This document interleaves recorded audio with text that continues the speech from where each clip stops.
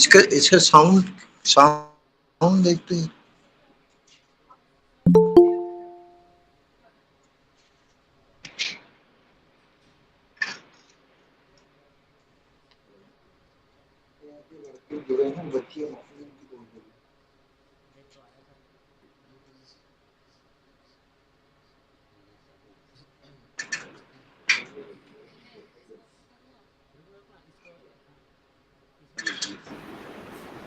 चालू कर दिया।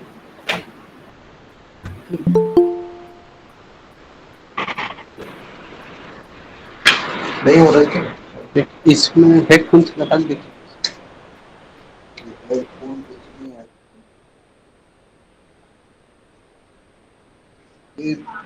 साई कॉलेज का बहुत बढ़िया। Good morning, everyone. Respected Principal Sir, Dr. K. Tandekar, faculty members, dear participants from various colleges and universities, for this wonderful 3 days online national webinar मेरी भी वहाँ पे on उनके current and emerging screen trends में in computer technology. A very warm welcome to all. First of all, thank you for being wonderful audience for yesterday and day कौन before कौन है yesterday. आज नहीं पता है। Hope इसका वो you लेके have आओ ना, been कहाँ है, इसमें है क्या? benefited with previous topics of computing and its computer वाला application लाओ। and IoT delivered by our experts. In the same sequence, we are continuing with our schedule as mentioned in the brochure. I am your host, friend, speaker, Mustafa Ansari, Assistant Professor, Department of Computer Application, Government Model College, Rajnandgaon. I am thoroughly pleased to witness you all for the third day of this 3 days national webinar. देखो It is my देखो privilege screen to देखो। address you all on behalf of entire Digvijay तो Autonomous वहाँ PG चिल्ला रहे College. थे हम लोग, First तो of आवाज all, सब I गूंज रहा welcome है। all the participants in the national webinar. Today we all have gathered here to attend this national webinar based on current and emerging trends in computer technology organized by देखो Department of इधर आओ, Computer इधर आओ, Science and इधर Application. आओ। In today's technology इधर आज era, देखो ना, इसको as a स्क्रीन computer देखो ना इसकी। person, we need to keep on going ourselves with क्या updating है new हमारे यहाँ computer तो कुछ नहीं technologies. है। That's why we have organized national level webinar on current and emerging trends in computer technology. Since this is the last day of our national level webinar, ऐसा I would कुछ request develop करो भी, कोई कमरा बनाओ, respected कुछ बनाओ Principal जहाँ Sir, से Dr. K. Computer Tandekar, lab से भी होता to तो address नहीं the आता gathering. है। Principal Sir, please.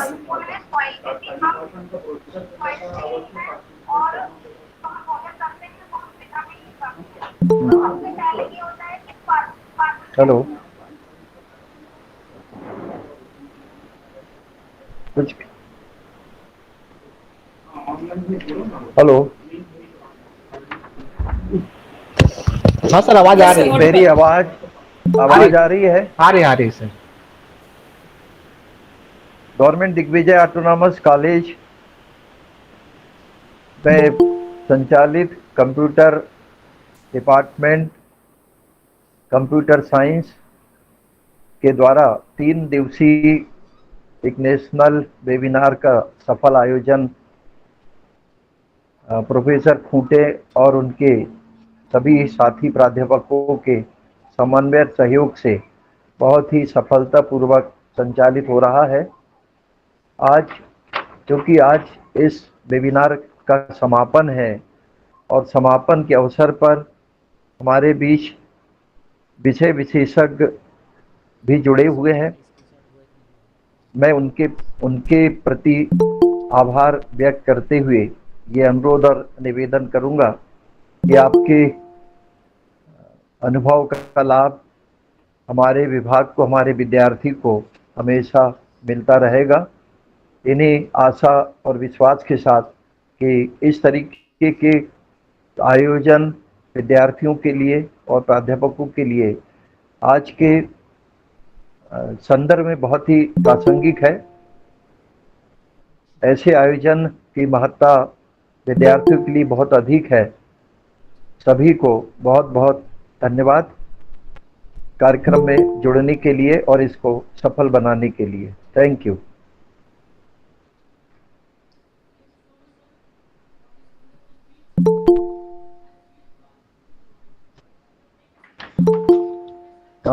Mustafa sir, please unmute. Mustafa sir, please unmute.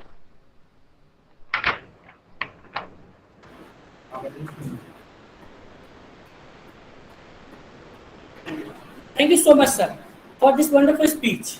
I feel proud to invite Dr. A.K. Saxena, sir, Professor and Head of Department, CSIT, Guru Ghansida Central Vishwavidyalaya, Bilaspur. It is my privilege to have sir with me on this session as I was a student, a research scholar under his able guidance, and I also have worked as assistant professor in CSIT department under his supervision. I personally feel that whoever starts a PhD as a scholar under his supervision gets permanently settled somewhere in better position, and luckily I am one of them. It is really a proud moment for me. It would be really surprising to all the participants to know that our respected HOD, Mr. Raju Khute sir, has been also the student of Professor A.K. Saxena sir. Apart from this, it is a great occasion to welcome respected resource person for the today's session. We are grateful to him for accepting our invitation and becoming a resource person for the today's event. Our speaker, Professor A.K. Saxena sir, does not require an introduction. He is a well-recognized figure in our state and country. He is known for his simplicity and achievements of the institution he is in charge of. It would be it would be like to give a, I would be like to give a brief about his achievements. He has done MSc from Bundelkhand University and MCA from MITS Gwalior. He has awarded PhD degree in computer science in 1998 with thesis title Efficient Computation of DSP Problems Using Artificial Neural Network Techniques from GGV Bilaspur. He has 25 years of teaching experience to graduate and postgraduate students at university level in India and abroad as well.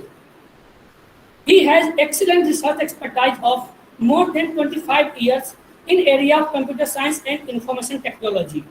His area of research includes artificial neural network and its application, soft computing, data mining, feature selection in high-dimensional databases, and many more. He is a genuine originator of book titled C Programming and Introduction. He is an authenticated editor of many books and chapters. Two scholars are awarded PhD under the guidance of him, and currently he is supervising two more research scholars. He has published 20 plus national and international journals and conferences. Currently, he is a member of IEEE USA Computer Science Society, and life member of Computer Science of India. It is impossible to mention his every single accomplishment because they are a lot. Now, I would like to invite respected Professor A.K. Saxena sir to address the participants. Dr. A.K. Saxena sir, please. Sir बीच में क्षमा चाहूँगा doctor A K. Saxena sir विशेष रूप से आपका आभार sir. नमस्कार। आपसे बातचीत नहीं हो पाई, आपने समय देकर के हमारे इस कार्यक्रम को बहुत ही सफल ही बनाया सर, बल्कि हमें आपका मार्गदर्शन मिला ही हमारे लिए बहुत सौभाग्य की बात है सर। निरंतर आपका आशीर्वाद और मार्गदर्शन हमें मिलता रहेगा sir. Thank you. Thank you, Dr. Kandekar, Principal of very prestigious college of Digvijay College, all audience, organizers, my dear Mustafa, and so many students who I can see on the screen, and some are behind the screen. So thank you all for giving me this opportunity to address this audience. I am always very much privileged to have wonderful students who are throughout the country and outside the country also. They are working in different capacities, and all are my favorite. Mustafa, I can see he has been very active member. Ashwini, I can see they are all very, very dynamic students of the department, and those who know me and whom I know, they are all very talented students. and they will really do very well wherever they go and wherever they work. They will leave their impression as a very good gesture.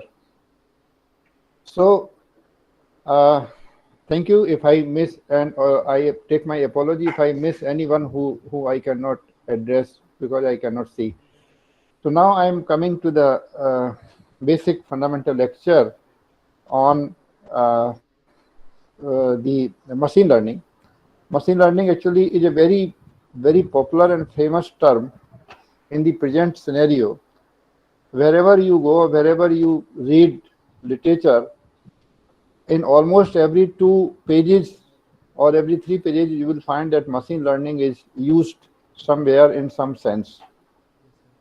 Therefore, I took this topic as the introductory lecture before the participants, the students, teachers, and whosoever attend this program. And now I am going to share my screen. One thing I'd like to know, are you comfortable to hear my voice? Is it properly audible? Yes, sir. Perfect. Okay. So now Yes, sir. I am going to share my slides.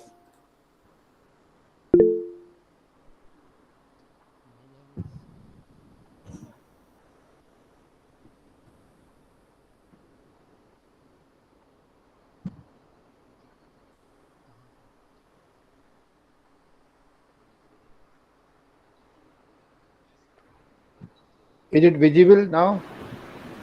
Yes, sir. Yes, sir. Okay. Yes, sir. Visible. Yes, sir. It is visible. Okay. Thank you. Thank you. So Yes, sir, it is visible. okay. So now I can see only the screen, so I cannot see the hands or any queries raised before me. So because this is on the full screen, so after the session, you can ask the questions related to it. As Mustafa has introduced already, so no need to repeat it. Machine learning, actually, I'm going to give a very brief introduction in a very simple manner. And as you can see, that before we start machine learning, one second again, I want to take your to your attention. Is it visible now? Yes, sir. Because I have changed the screen. Sometimes when change the screen does not seem visible. So now it is okay. So before we start machine learning, actually let us also, we should not forget about the people who were deeply involved in the background of machine learning. And John McCarthy in 1956, actually he was the one who introduced the AI concepts and Turing test. All of your computer science students who study AI, the first or second chapter of, I think, first day or second day, Turing is always given to them. So they are very renowned people in the area of AI. Now coming to machine learning. In machine learning was also introduced by Arthur Samuel in 1959, whose picture you can see on the screen, and a graduate and a scholar, a renowned scholar from Stanford University. So he's the one who introduced the term machine learning, and that's how it grew and how it became popular in the recent 2-3 years. You know that everyone, whether he is a computer science, he or she is a computer science graduate or person or non-computer science background person, everybody is experiencing the heat of machine learning in every part of his or her life. So before we go into the technical part of or some basic algorithmic part of machine learning, I would like to focus on few applications, because by applications you will be more close to machine learning rather than coming directly into the concepts and principles. So the first, in fact, all of you are very much aware about most of these Twitter and social media platform. As you can see, Twitter is there, Facebook, YouTube, Instagram. So many social media platforms you are using for your day-to-day correspondence, day-to-day communication with your friends, with your community, with your society, and machine learning played a very important role in this. And how it comes into action, that whenever you are using, suppose you are using Facebook or even WhatsApp or any social media platform you are using, then whatever you write, whatever you type, immediately the machine learning, using the application of machine learning, it will be recorded, and it will learn that what is the it will it will learn from your conversations that what is your interest, what type of person you are. I mean, what type of conversation you make with your other fellows, with other friends, or with your society. So definitely it will be observed very closely by the machine learning algorithms.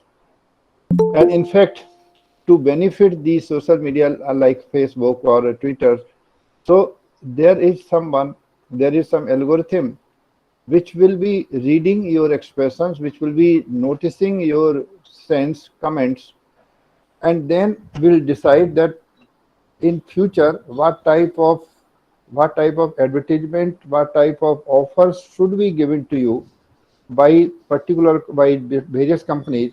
If you are interested in sports, then you will find that most of the advertisements on your screen will be related to sports. If you are very much interested in cricket, then you will see that various sites of ESPN or various sites of cricket, and they will be appearing. Even you will not find the football or other games, because it knows that what are your likings. So machine learning is remembering what is your like and what is your dislike. So accordingly it will behave, and it will serve you the material related to your interest. So that was the first application of machine learning in the social media. And you are using it, and you also know it very well. Then second is that suppose from your internet searches, every day you search various type of things on internet, mainly using the Google search. So suppose you want to buy clothes for you, or buy shoes for you, buy various items for you, then by your repeated exercises, then you will see that after few days or few such searches on Google, automatically you will find advertisements related to clothes, related to your shoes, apparels. And as you can see on the screen, I have drawn a figure. I pasted a figure like this, apparels. So if you are very much interested, and you are fond of changing your clothes very frequently and purchasing it using the online, then machine learning will also provide you various options, and it will recommend you that according to your choice, even according to your budget also, then it will provide you that you should buy your clothes from this, you should buy your shoes from this place under this range. So इसमें सभी so all these kind of provisions will be provided by machine learning applications, and that is the beauty of machine learning. The third is face recognition and identification. In the face recognition, as you can see a face, you can see on the screen. In fact, we all are very much familiar with it.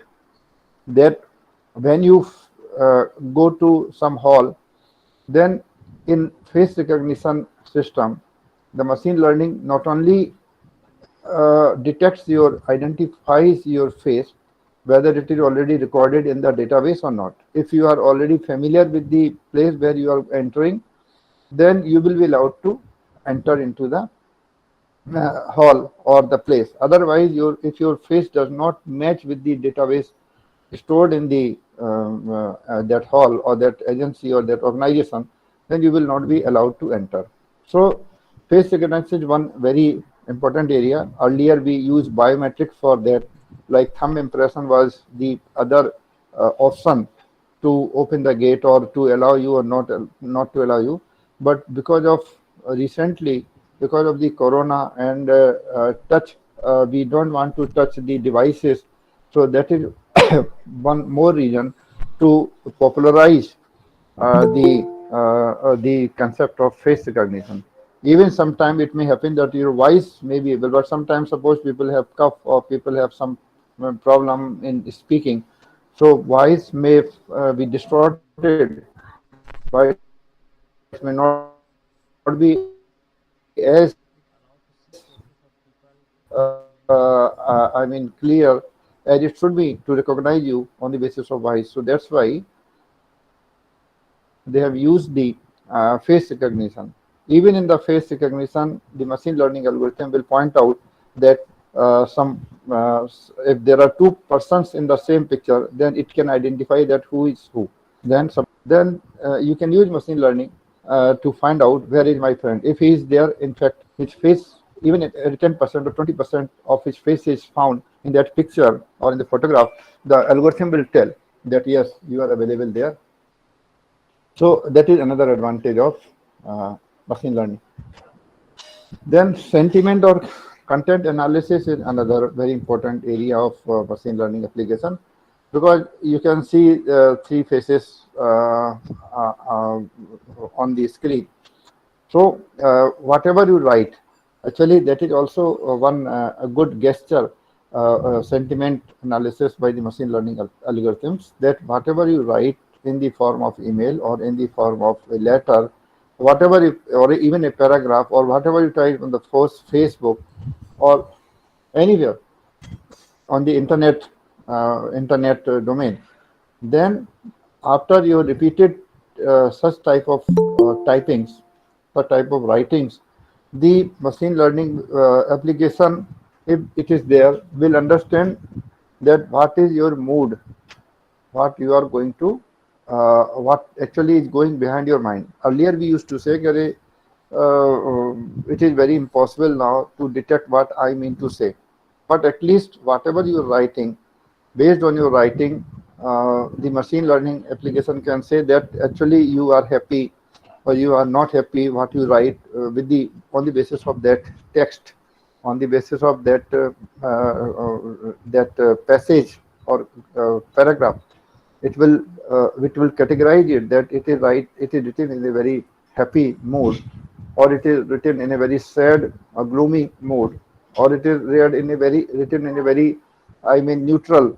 So there is nothing to analyze. So, but because we are human, when we write the literature again and again to our friends, to our family, then definitely some emotions are hidden there. So that's why sentiments can also be detected by the machine.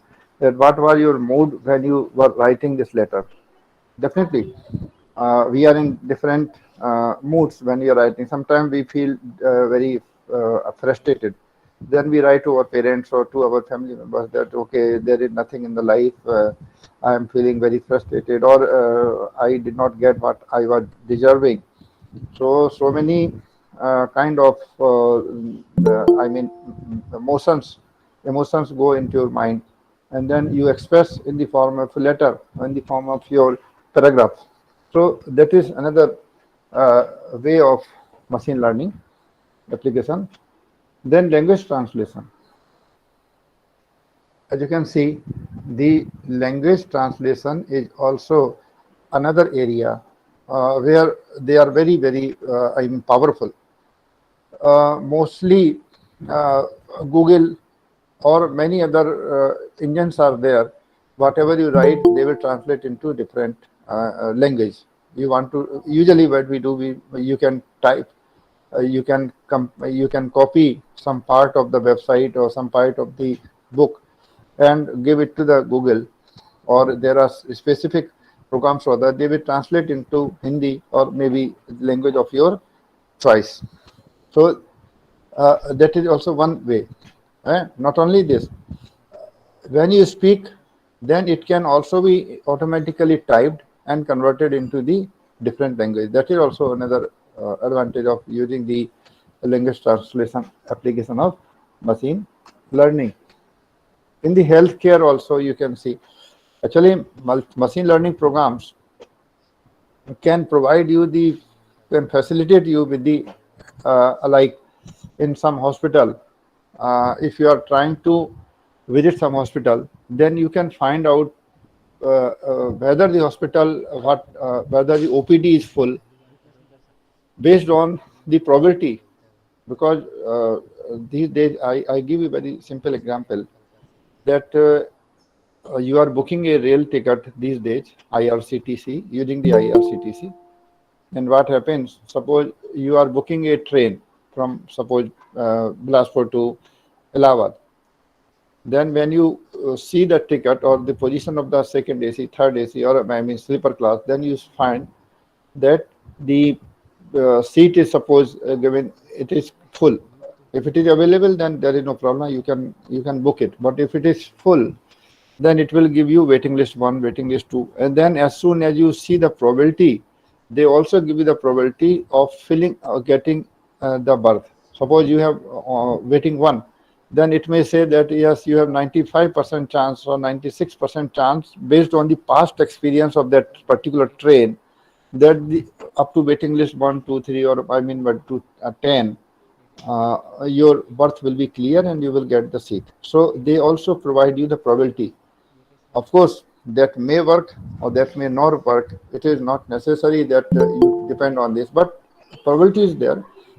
Probability is there that when you try to apply for those berths which are in the waiting list, then you can see in some train it is definitely they write 50%, 40%. They will say, so don't go for that. You understand? Above 90%, it is okay. It is, I mean, it is possibility is there, but below 90, it is very difficult. But anyway, if you have no other choice, then you have to book, and no other choice. In healthcare also, suppose you want to visit a doctor, then you have to see the probability of getting appointment from that doctor. In the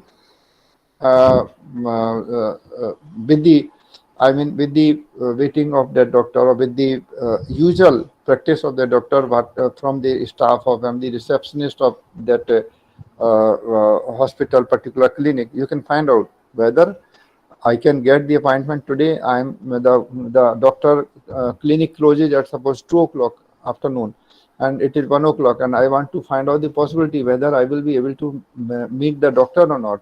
At 1 o'clock, what is the waiting of how many patients are still waiting in the lobby, and whether I will be allowed or doctor will be able to get me time for diagnose me or not, or I should go in the evening. So all the probabilities are there. Not only this, a big sector, or I mean a bigger picture of healthcare is that all of us, those who are particularly working in the machine learning area, the bigger picture is that you are very suspicious, you are very doubtful. Suppose particularly last year or before last year, it was very, very suspicious for everybody whether I got corona or symptoms, whether I am affected by corona or not. So like this, there are many other diseases which you are suspecting whether it is with you or not. So some prediction is required. So what you do, you try to search internet, then you try to find out the symptoms which you have and the symptoms which are available on the internet, that what happens when some person or some patient has those symptoms and what happened to him or her. So based on that, you also decide the course of action, that what you should do. So that is another area where the machine learning applications can be useful. Then text typing or suggestions. Now, this is also a very common area. Whatever, when you start typing something, I take very simple example of WhatsApp. So whatever you type on this on your WhatsApp message, then as soon as you write 2-3 letters, then the remaining word will be flashed on the line. You can select that. Suppose you are trying to write YE, then the possible are yes, ye, ye. So you can select one of them. In the morning, when you write good, so automatically it will come morning, or maybe good luck. So various options are given and presented before you. That is all because of the machine learning capability of the that particular device. So this way, I know that students, or maybe the young generation, not student, but the young generation, they are using these words, or they are using this. These type of facility. That when they type very fast, because we used to see that whether the word is right or correct or not. But the young generation, they type very fast, half word, and then they complete it with the help of the suggestions. So they are able to write very fast and very quick.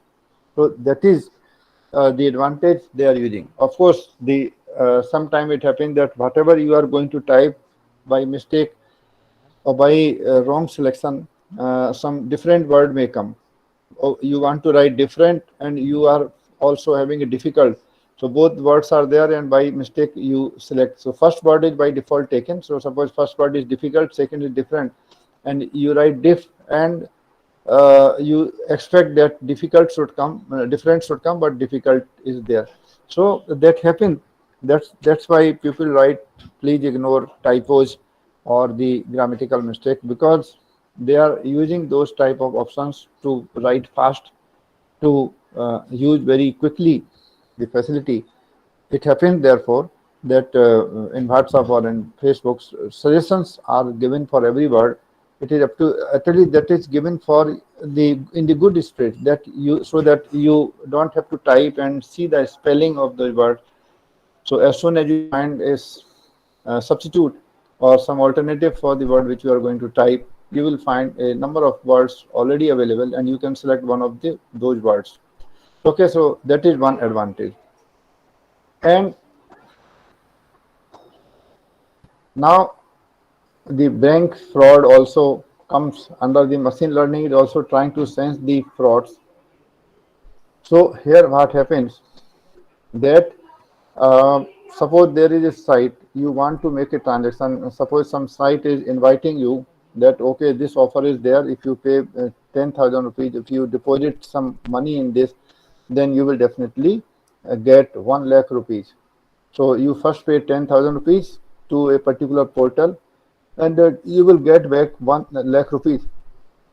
And people are still getting fooled by these type of suspicious offers. But machine learning algorithms, they can restrict you, that as soon as some suspicious site or some very doubtful site is there, which is not very reliable, then the machine learning approach or the application can stop you, that please check it. Please check it before you pay, because it may be a fraud, and once you lose the money or you pay the money, then they will be no longer available. They will disappear from the whole world.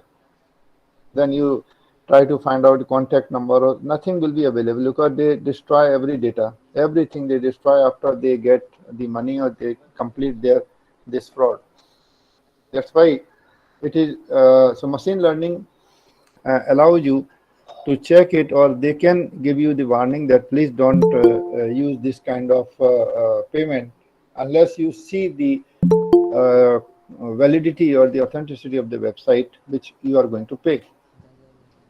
Then these days, another attractive kind of game, you can see Dream 11 or many other such kind of me so many things. When if you have seen IPL, or if you have seen some other matches, then they provide you, they present you the offers. You pay into this, but they strictly write that it is the responsibility, your responsibility to check, and if you lose, then don't claim it. I mean, you cannot blame it, because in the beginning they said you read the terms and conditions very clearly, and it is your responsibility. So if you are trying to get money in a very quick session or in a very fast manner, then you should also be ready to lose it in the fast manner.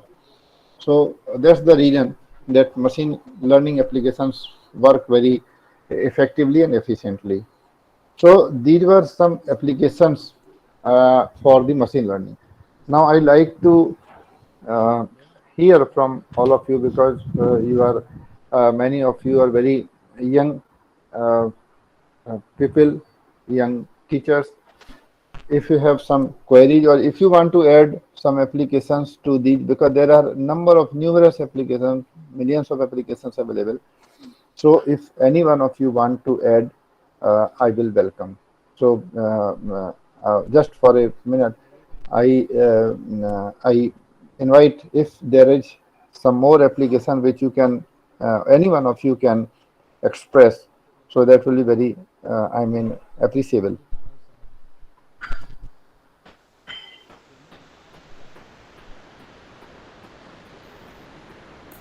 Thank you so much, sir. Dear participants, any query from you? Good afternoon, sir.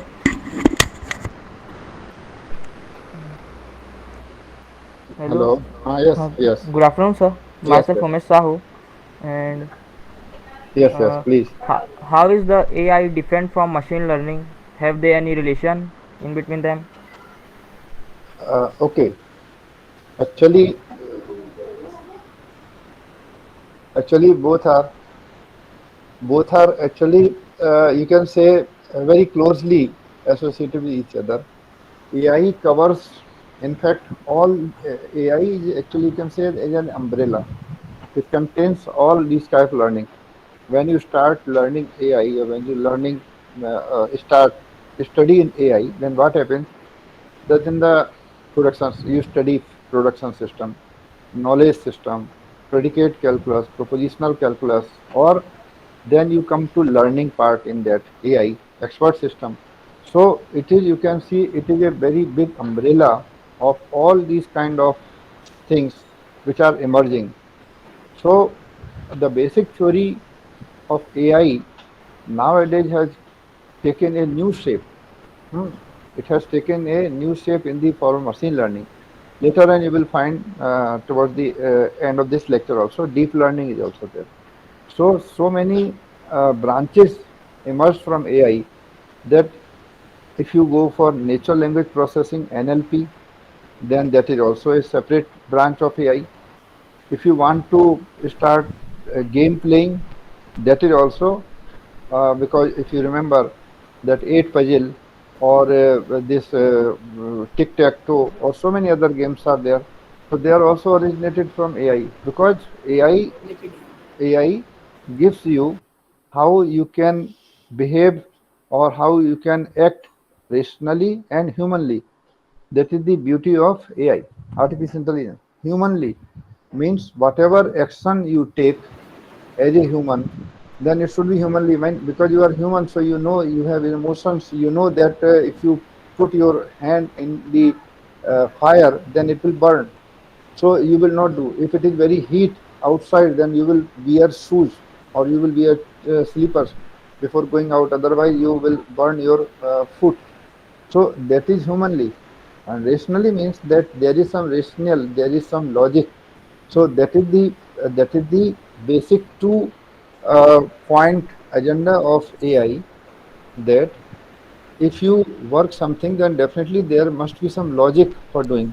Why are you doing BSc? Why are you not doing BA? Why are you doing MSc? Why don't you do MCA? So that is why AI is a very broad branch. So there you learn many things, and you cannot complete AI, you can say, in one, in one course. AI will give you the parts, semantic nets is there, okay, expert systems are there, okay. This K and K means everything which we are going to address in machine learning. So they are basically originated from AI, but AI has a very, very broad and very, very diversified area, okay. So that's why this is the relationship, that machine learning will be derived from AI. So you can say like that. Okay, thank you, sir. Any other question? Okay, then we move to uh, the first part that we just finished was the applications part. The second part, which I am deliberately taking, is very brief introduction about the learning of learning practice in machine learning, because the name learning is involved in the term machine learning. So what is learning? Learning means when you try to learn something, then after the learning is over, then you are able to reproduce the things without the help of any key or without the help of any trainer. Once you learn, before you learn, as long as you are learning, you need someone, you need something to learn. But after you learn, then definitely it is to know that what will be my result after the, suppose after this lecture. During the lecture you can learn many things, you are learning many things, but after the lecture, suppose there is a quiz, or there is a question that what how much you have learned, then it is not necessary that you have learned 100%. You will say, I have learned, sir, 70%. Somebody will say, I have learned 90%, sir, what you have taught today. Somebody will say, sir, I have learned only 40%. Someone will say, I have learned only 10%, 20%. So this is like in you are all, most of you are teachers or even the students. So you know that when you are in class or when you are in some as a student or a teacher, then the level of learning is different. It cannot be same for all. It cannot be 100% for all or zero for all, because it is varying. It varies from person to person. How much is your attention towards the lecture? How much is your attention towards outside? So, keeping this in mind, the learning is a very important term in machine learning. And here we are trying to use a machine so that rather than a human learns, let the machine learn. And what, as I expressed in the application part, that suppose you are trying to say happy, then either it will be happy birthday, it will be happy day, it will be happy anniversary. So there can be various combinations associated with happy. So when you write happy, then immediately 3 4 options should be supplied. So that is a learning, because if what somebody is trying to say, if you are very smart, you will understand and what he means to say. Okay, sometimes it happens that your teacher or your elder, your parents, so they don't speak anything, they don't speak complete word, they don't speak. Bhai, you can understand now, you are grown up, or you are adult, or you are also very grown up person, 30 years of age, 35 of years. You, I don't want to teach you, but you know that what I mean to say. So that is learning, that the child knows when he or she is grown up, then he knows what my father or my mother wants to say to improve, to focus on study or to focus on career. So that is the one thing which is learning aids.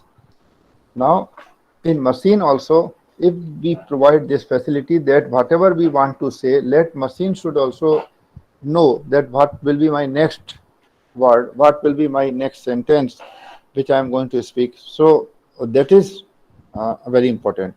So machine learning, when we are using learning, so what are the various type of practices, how the machine learns? So we have divided, actually I have divided into 4 categories: supervised learning, unsupervised learning, reinforced learning, and semi-supervised learning.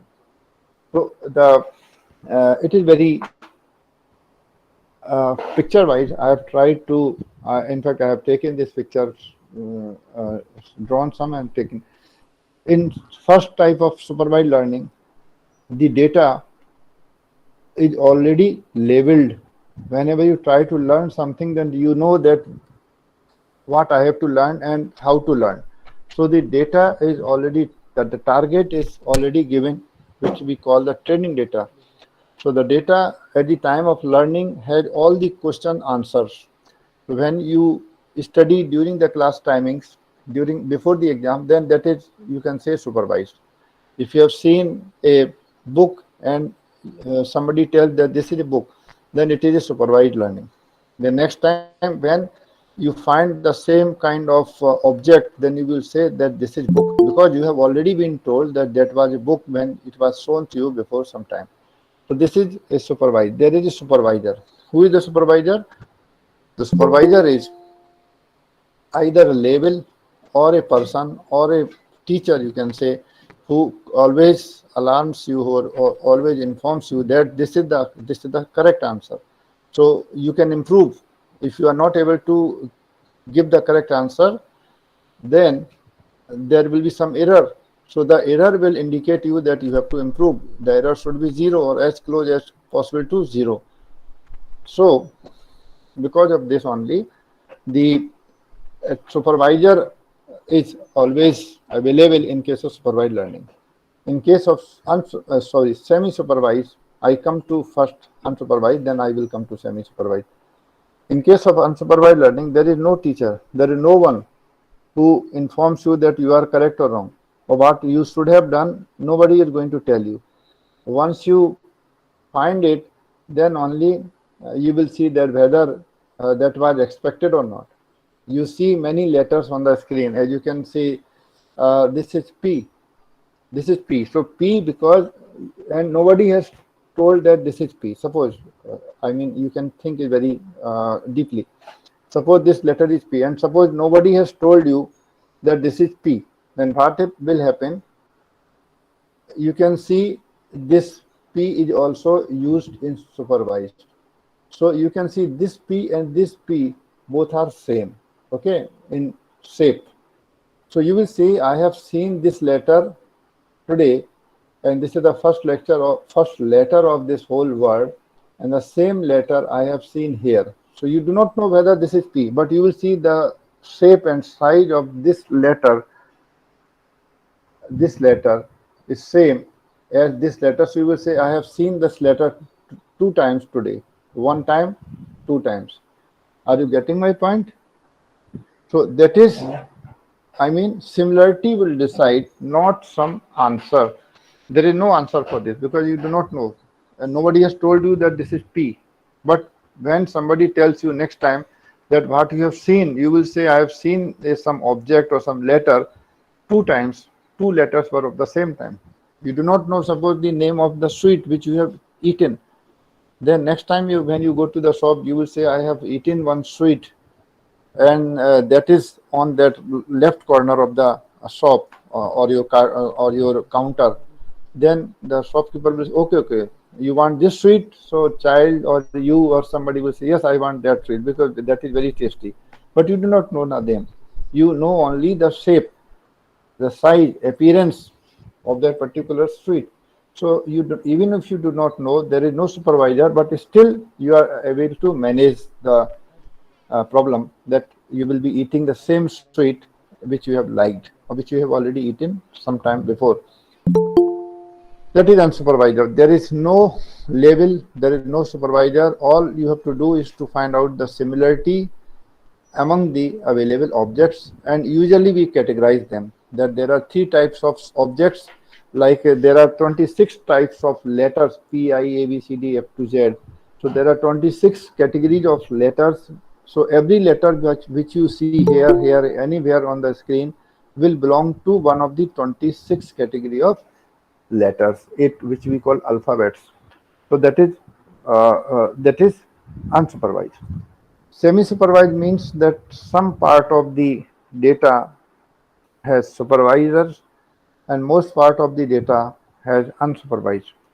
Then we will come to that. Then you will say, sir, why there is a need? Then why there is a need that why should have unsupervised when we are given the option, when we can get the labels? Then why we should go for the unsupervised? But so the reason is that when you have label data, then in order to get labeling of the data, you have to spend money, spend time, okay, and sometimes spend the health issues also. So if you want to, suppose you want to diagnose a particular disease, suppose disease is very, very serious, and it takes 1 lakh rupees, and it takes 10 days, and it takes suppose 1000 pathological tests. Then what will happen?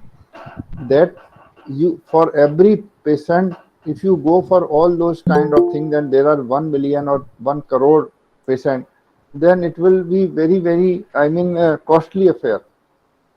So what we can do, we take as a sample some part of the some only few patients, suppose 10-20 patients, because it is very costly affair.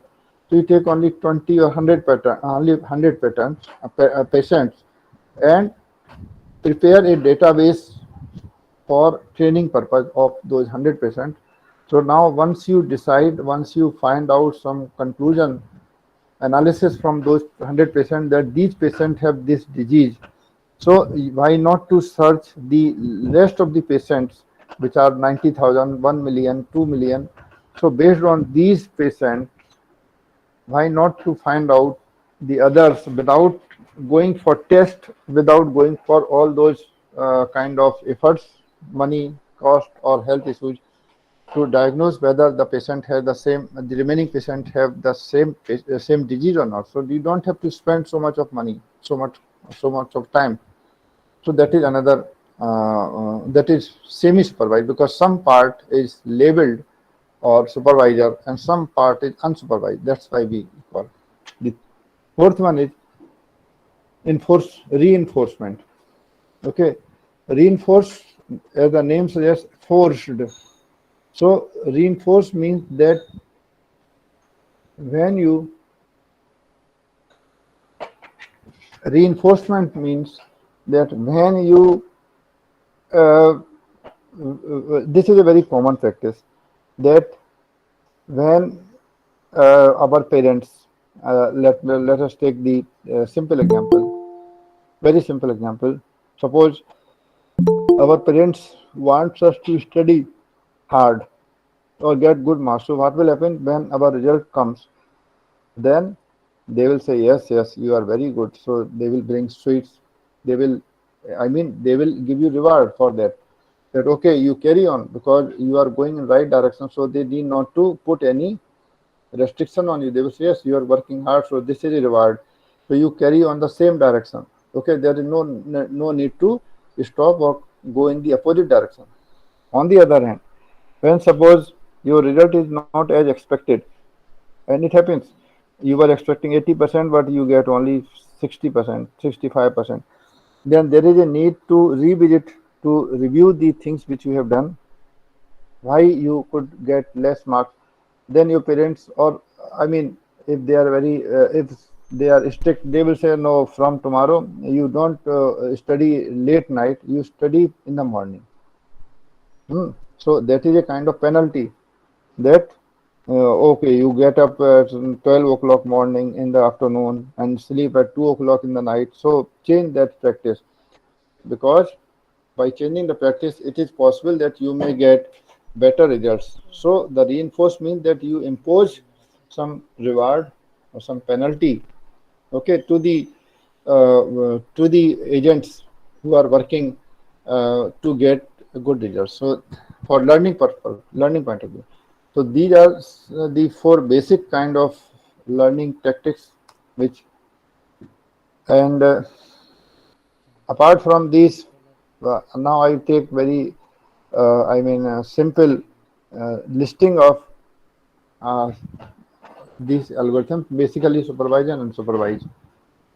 In supervised learning, neural network is very popular, supervised learning, because our brain, as you can see, the circles on this network against the neural network, as you can see here, these are all neurons of our brain. So if our brain is there, so this is our eye, or this is what from where we get the input, and this is where we supply the output. Okay, so output is produced, is generated at this final layer, and these are in between neurons. And this is a very systematic figure, but actually what happens in our brain, 10 raised to the power 12 number of neurons are available. So many millions, trillions, billions, no, so many things, so many neurons are available in our brain.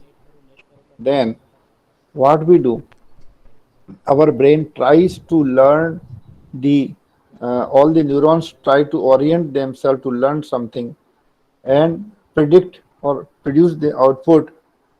Some, when the output is wrong, then the neurons in the middle layers, or neurons as you can see green or this blue, they will try to rearrange themselves, they will try to change their strength, so that the result comes correct.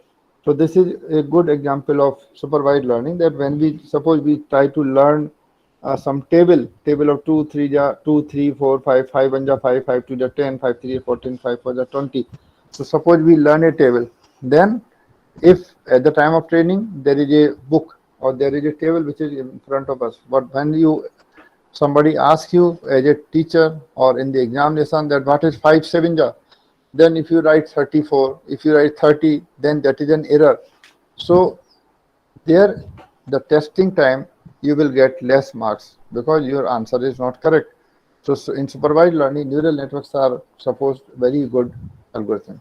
Then support vector machine is also there. As you can see, it is also one popular uh, supervised learning algorithm, where you can see red or these triangles, green triangles are there. So what is the minimum, what is the maximum distance between the separation of the two?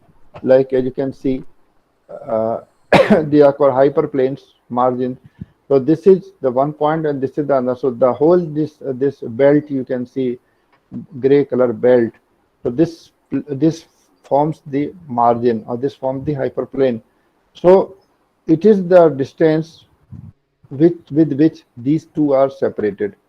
Okay, because this line, the central line, is very safe, because there is lot of distance from this side, this much distance and this much distance from green, but the minimum point, touching point, that we call tangents. So this is one tangent and this is another tangent. So the separation between the two is called the hyperplane.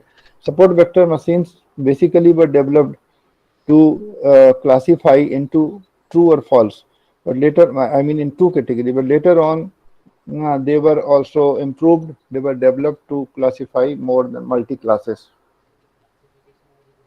K nearest is, you can say, in fact, I suppose it is the most popular, not one of the most, but it is the most. It is like, you can say, it is the ultimate of the supervised algorithm, supervised learning, because whenever you want to test the result of any algorithm that you are going to implement, I'm sure you will definitely test it with KNN. That what was the result of the classifier of the classing the algorithms with KNN, and how I am doing with my own algorithm. So KNN is, suppose K stands for the neighborhood.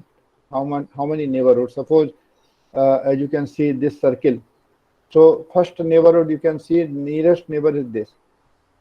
This is the nearest neighbor. Where is my cursor? This one.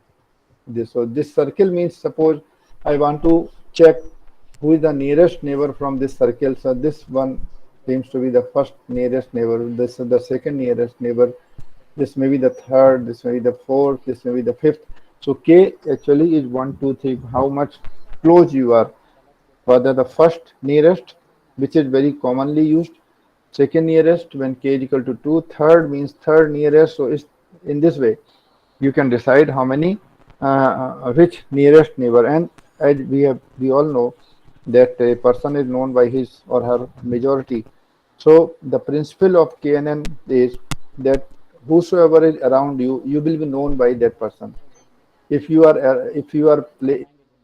always standing or moving or living with some very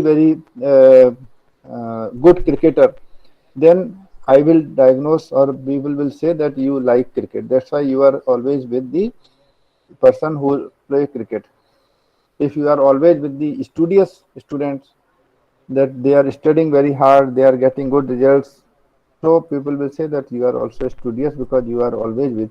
So nearest means that whosoever is very your closest friend, his nature will be matched with, will be predicted that your nature will also be the nature with your closest friend.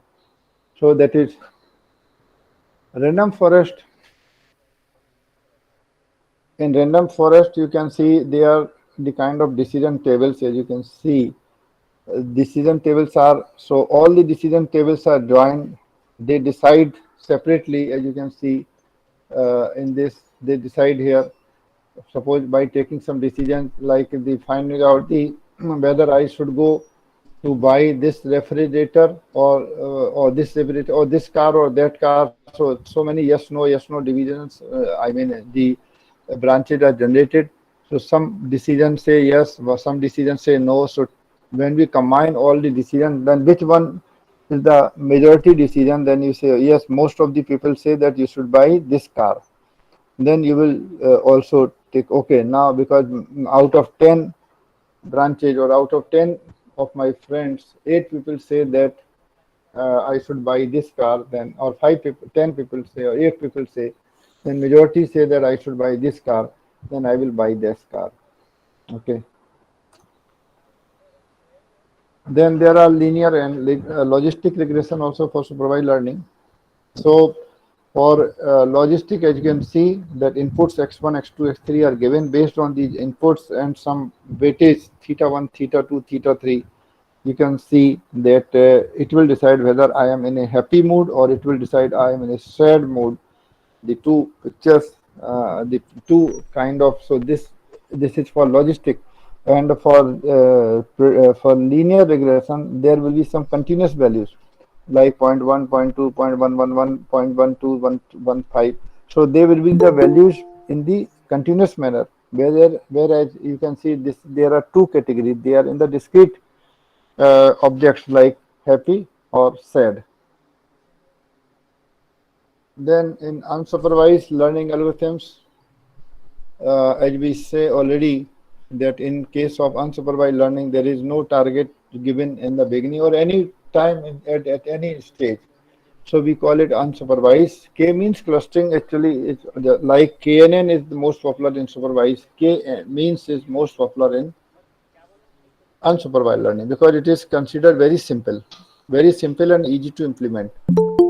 So as you can see, these three clusters, red, blue, and yellow. There are three clusters. All the points, standing points inside these cluster will also be called the part of that cluster. So as you can see, cluster 1, cluster 2, cluster 3. So this is an unsupervised kind of clustering. There is no target, there is no prediction.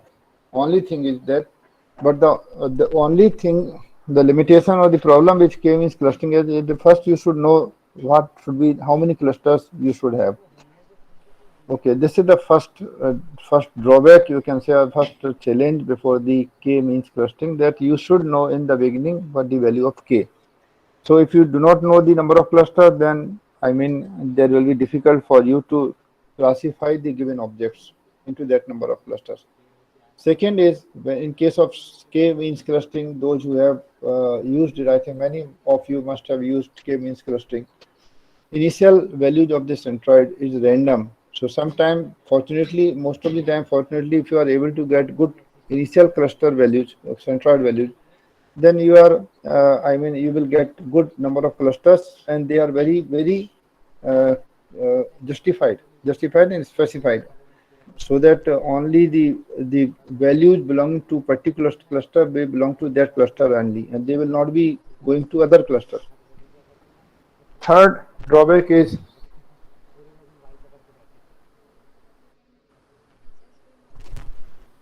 and the third thing is that it is, you can say it is hard, because hard means that suppose a point either will belong to one cluster or it will belong to cluster 2 or it will belong to cluster 3, but there is, if a point is, I mean, at the boundary of any two clusters or boundary of all the three clusters, then either it will be belonging to cluster 1, whereas it should have been into the cluster 1, not in the cluster 2, but because we are very hard, we are very I mean discrete, so we include that point in a particular cluster number 2, which is not correct cluster for this particular point.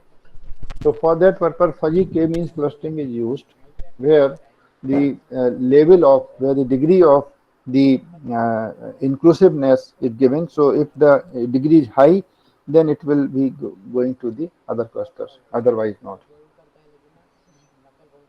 PCA is also one principal component analysis. It is basically used for dimensionality reduction or feature selection.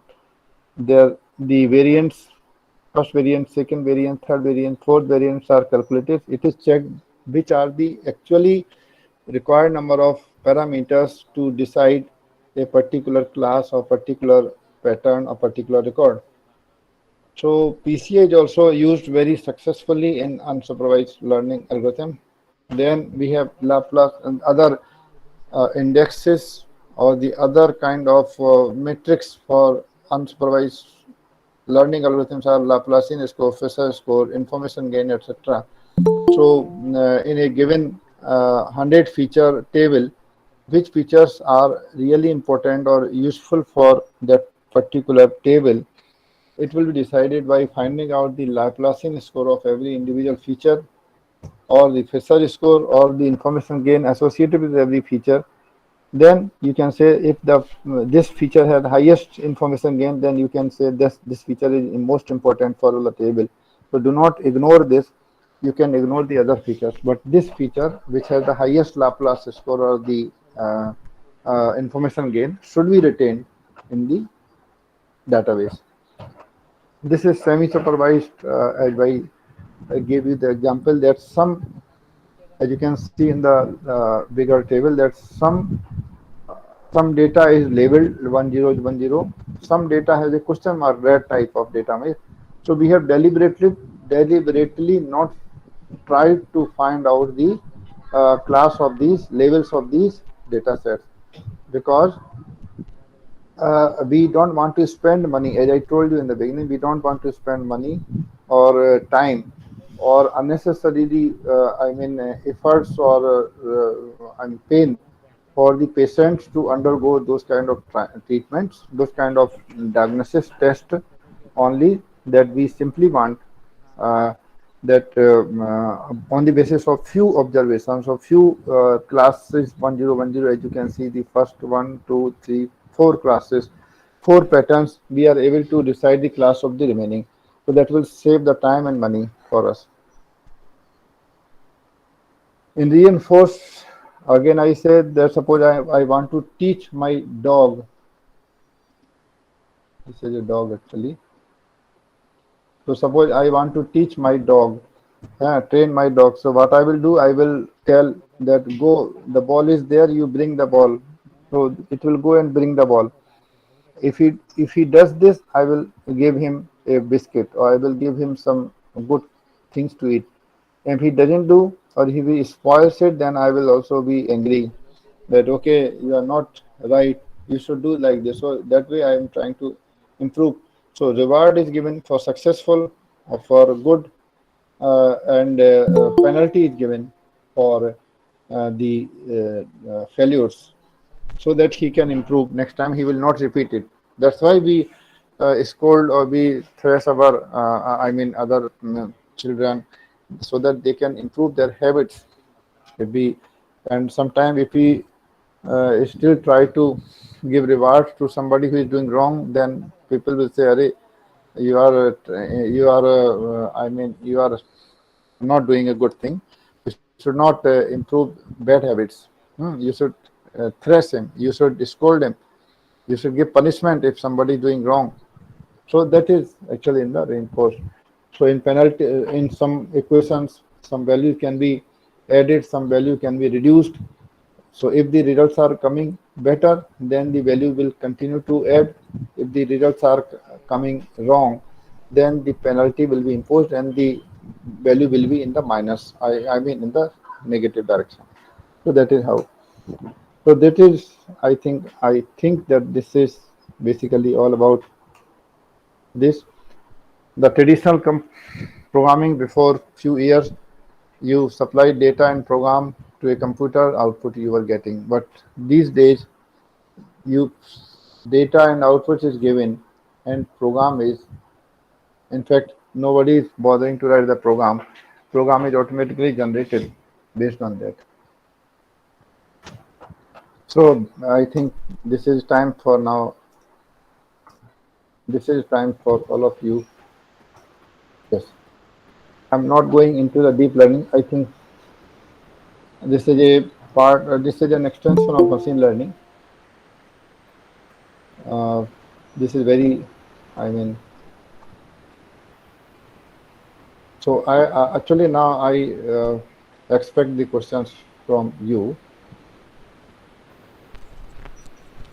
Thank you so much, sir. Dear participants, any questions from you? Yes, please don't hesitate.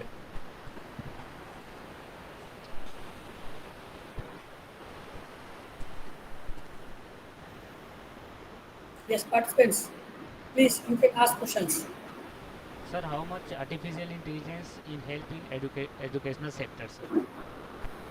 Educational sectors, a lot of applications are there. As I said, that if you want to learn, if you want to develop a model for learning point of view to anyone, where can you develop it so that it will train you? In YouTube, so many modules are available,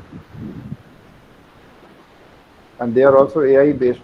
That they will understand where you are doing wrong. So as soon as you try to go in the wrong direction, the AI will understand that you are going in the wrong direction. It will stop you. So prediction is there. It will predict. I think. I mean, it will try to predict the response from you, and based on your past previous responses, it will decide that whether you should continue or you should change the track. So in education sector also you can apply it for I mean for various kind of thing, learning, research. I mean for children also, for kids also, they are available. I wanted to show you one.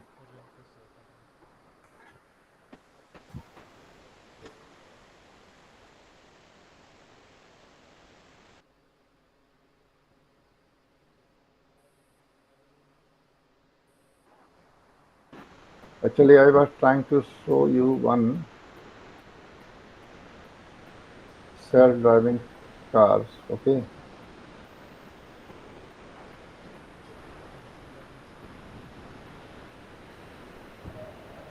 Can I stop this presentation? I Yes, want sir. to show you for one. It is just Yes, 2 minutes. yes, sir. It is just 2 minutes.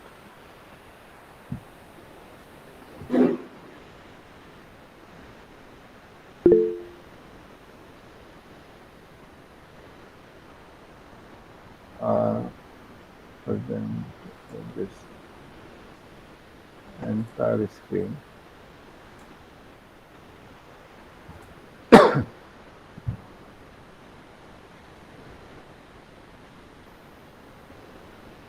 ये सब कुछ दिखा रहे हैं वो मत चलो कुछ लिंक ओपन करना Please tell if it is coming on the screen. It is actually a self-driver car. Of course, this is a commercial advertisement. If you wish, you can. Can you see this video? Yes, sir. Yes, sir. Yes, sir. Yes, sir. So I just take 2 minutes.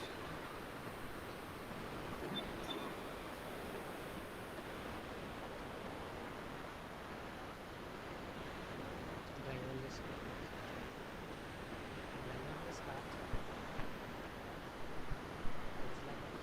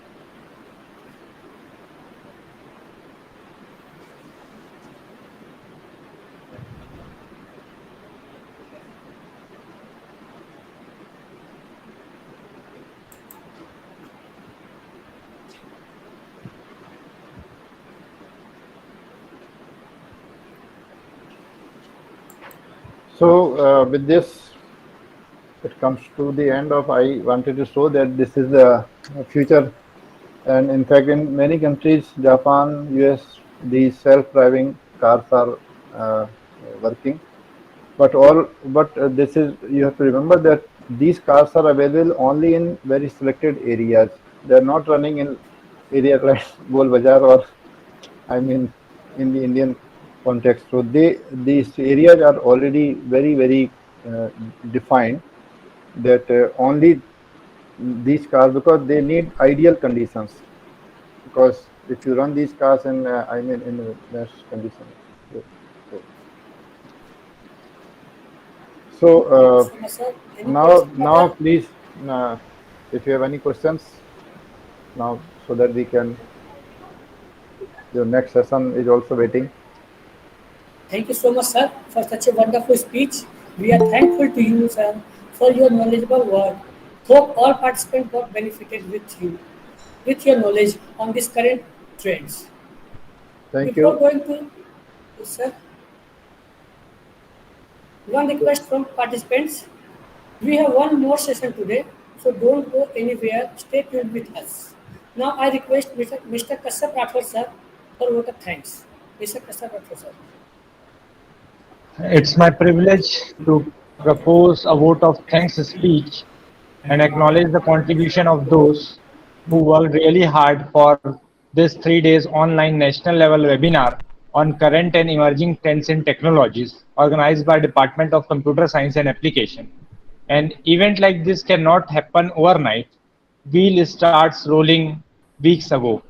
At the starting, I need to mention my deepest sense of thanks to our resource person, respected and renowned Professor A.K. Saxena sir, for gracing us with his opinion and finding this present time for us. We are really enlightened with your valuable knowledge and presence. Hope all our participants have been benefited by this session. We are fortunate enough to be backed by our respected principal sir for his enthusiastic support and always guiding us. With these warm words and kind message, we will move on to our next speaker for today's session of this webinar. Thank you, Saxena sir, once again. Thank you everyone for giving me this time and interact with my all dear students and faculty members. Thank you all. Thank you, sir. Thank you so much. Hope to meet you in future, sir. Sure. Thank you, sir. Thank you so much, Dr. Saxena, sir, and thank you so much, Kassab Rathod, sir. Now, it's time to call our fourth speaker, Mr. Rasamlal Pradhan, sir. Firstly, I would like to welcome, on behalf of our college, to our resource person for today's second session event, Mr. Rasamlal Pradhan, sir, for accepting our invitation in a very short period of time and got ready to share his valuable knowledge with us. I extend my heartfelt welcome to sir once again. Now, I would like to give a brief about Mr. Rasamlal Pradhan, sir. Mr. Rasamlal Pradhan, Assistant Professor and Head of Department Computer Science, Pandit Sundara Sharma, Open University, Bilaspur. He has good academic and research experience of more than 10 years in area of computer science and information technology and engineering as well. He is a member of Board of Studies and chairman of various government colleges and institutions. He has 2 times GET qualified and NET qualified as well. Many books are edited by him. He is invited as speaker in more than 10 government colleges and private colleges. Participated in many seminars, workshops, and conferences. Now, may I request respected Rasamlal Pradhan sir to kindly address the gathering. Respected Rasamlal Pradhan sir, please. Yes, thank you and sir. First of all, in this national webinar, it's my pleasure. I am very glad to be a part of this webinar. And recently, I heard Dr. Amit Saxena sir, and his talk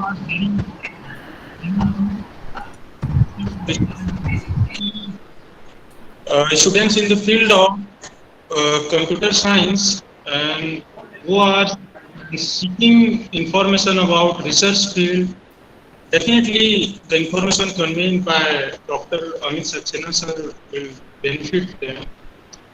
And I will continue further this topic, and my topic is also based on machine learning. And before continuing my topic, first of all, Honorable Principal of Digvijay PG College, Rajnandgaon, organizing committee of this webinar, I would like to thank all of you for inviting me as a resource person for this webinar. I'm sharing my PPT.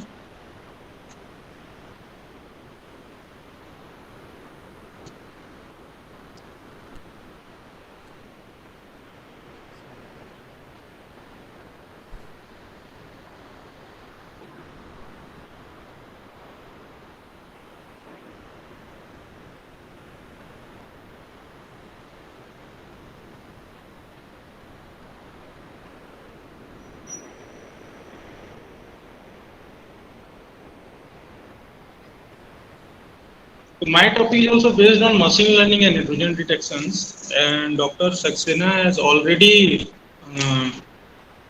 described many things about machine learning, what is machine learning, and many different types of techniques in the field of machine learning which are going to be used for data mining techniques and intrusion detection field. All kinds of these techniques which explained by Dr. Amit Saxena sir. These all techniques are used in many fields. See, basically these data mining techniques or machine learning techniques are not bounded to a particular field. These techniques are nowadays using in many different fields, like in the field of image processing, in the field of data mining, like big data, like intrusion detection systems. Various fields are there where we use these machine learning techniques. So my topic is also based on machine learning and data mining techniques. Let us see first about what kind of challenges we are facing nowadays. In last 2 decades, we can see that information technology has advanced at a breakneck pace in the field of industry, businesses, and different aspects of human existence. All use computer networks. जितने भी लोग आज के date में, चाहे वो industry हो या कोई इंडिविजुअल हो, जो कंप्यूटर नेटवर्क आज के समय में यूज करते हैं या कंप्यूटर्स यूज करते हैं, वे सभी देखेंगे कि टेक्नोलॉजी बहुत ज़्यादा एडवांस हो चुका है और हो रहा है, हमें नई फैसिलिटीज मिल रही हैं, we are getting new facilities as well as we are facing new challenges also. New challenges भी हमारे सामने आ रही हैं जिसको हम फेसेस कर रहे हैं. और जो सबसे बड़ी चैलेंज है आज के समय में वो है प्राइवेसी और सिक्योरिटी. जो भी डेटा हम कंप्यूटर में अपलोड करते हैं या हम अपने कंप्यूटर सिस्टम्स में रखते हैं या नेटवर्क्स में रखते हैं, इन डेटा को सिक्योर रखना, हमारी जो प्राइवेसी है उसको मेंटेन रखना, ये आज के डेट में एक बड़ी टास्क है और बड़ी चैलेंज है इन the field of computer network और वेब डेटा. इसी के रिगार्डिंग हम बात करेंगे. बेसिकली जितने आईटी मैनेजमेंट के एडमिनिस्ट्रेटर्स होते हैं उनके लिए बड़ा चैलेंज हो जाता है कि कैसे इन सिक्योरिटी को इंश्योर किया जाए, how to maintain the security in the covid domain. So जैसे जैसे नए इश्यूज आए हैं, नए चैलेंजेस आए हैं, नए सॉल्यूशंस भी आए हैं, तो we will see about this solutions, what are the solution in the field of computer networks. So here we see that information and network security is a major issue in the current age of computer and network services. With the rapid development of computing technology and network services, individuals, scientific groups, business entities, everyone is facing new kind of security challenges.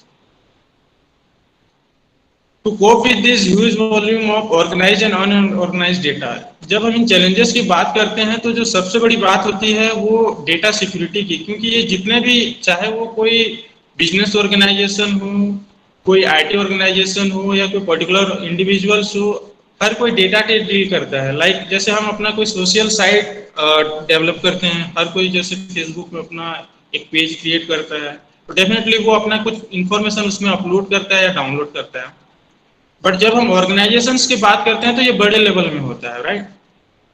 Like जैसे आपके जितने भी IT domains के organisations हैं, like आपका IBM हो गया, इन्फोसिस हो गया, ये सभी जो है ह्यूज अमाउंट ऑफ डेटा से डील करते हैं।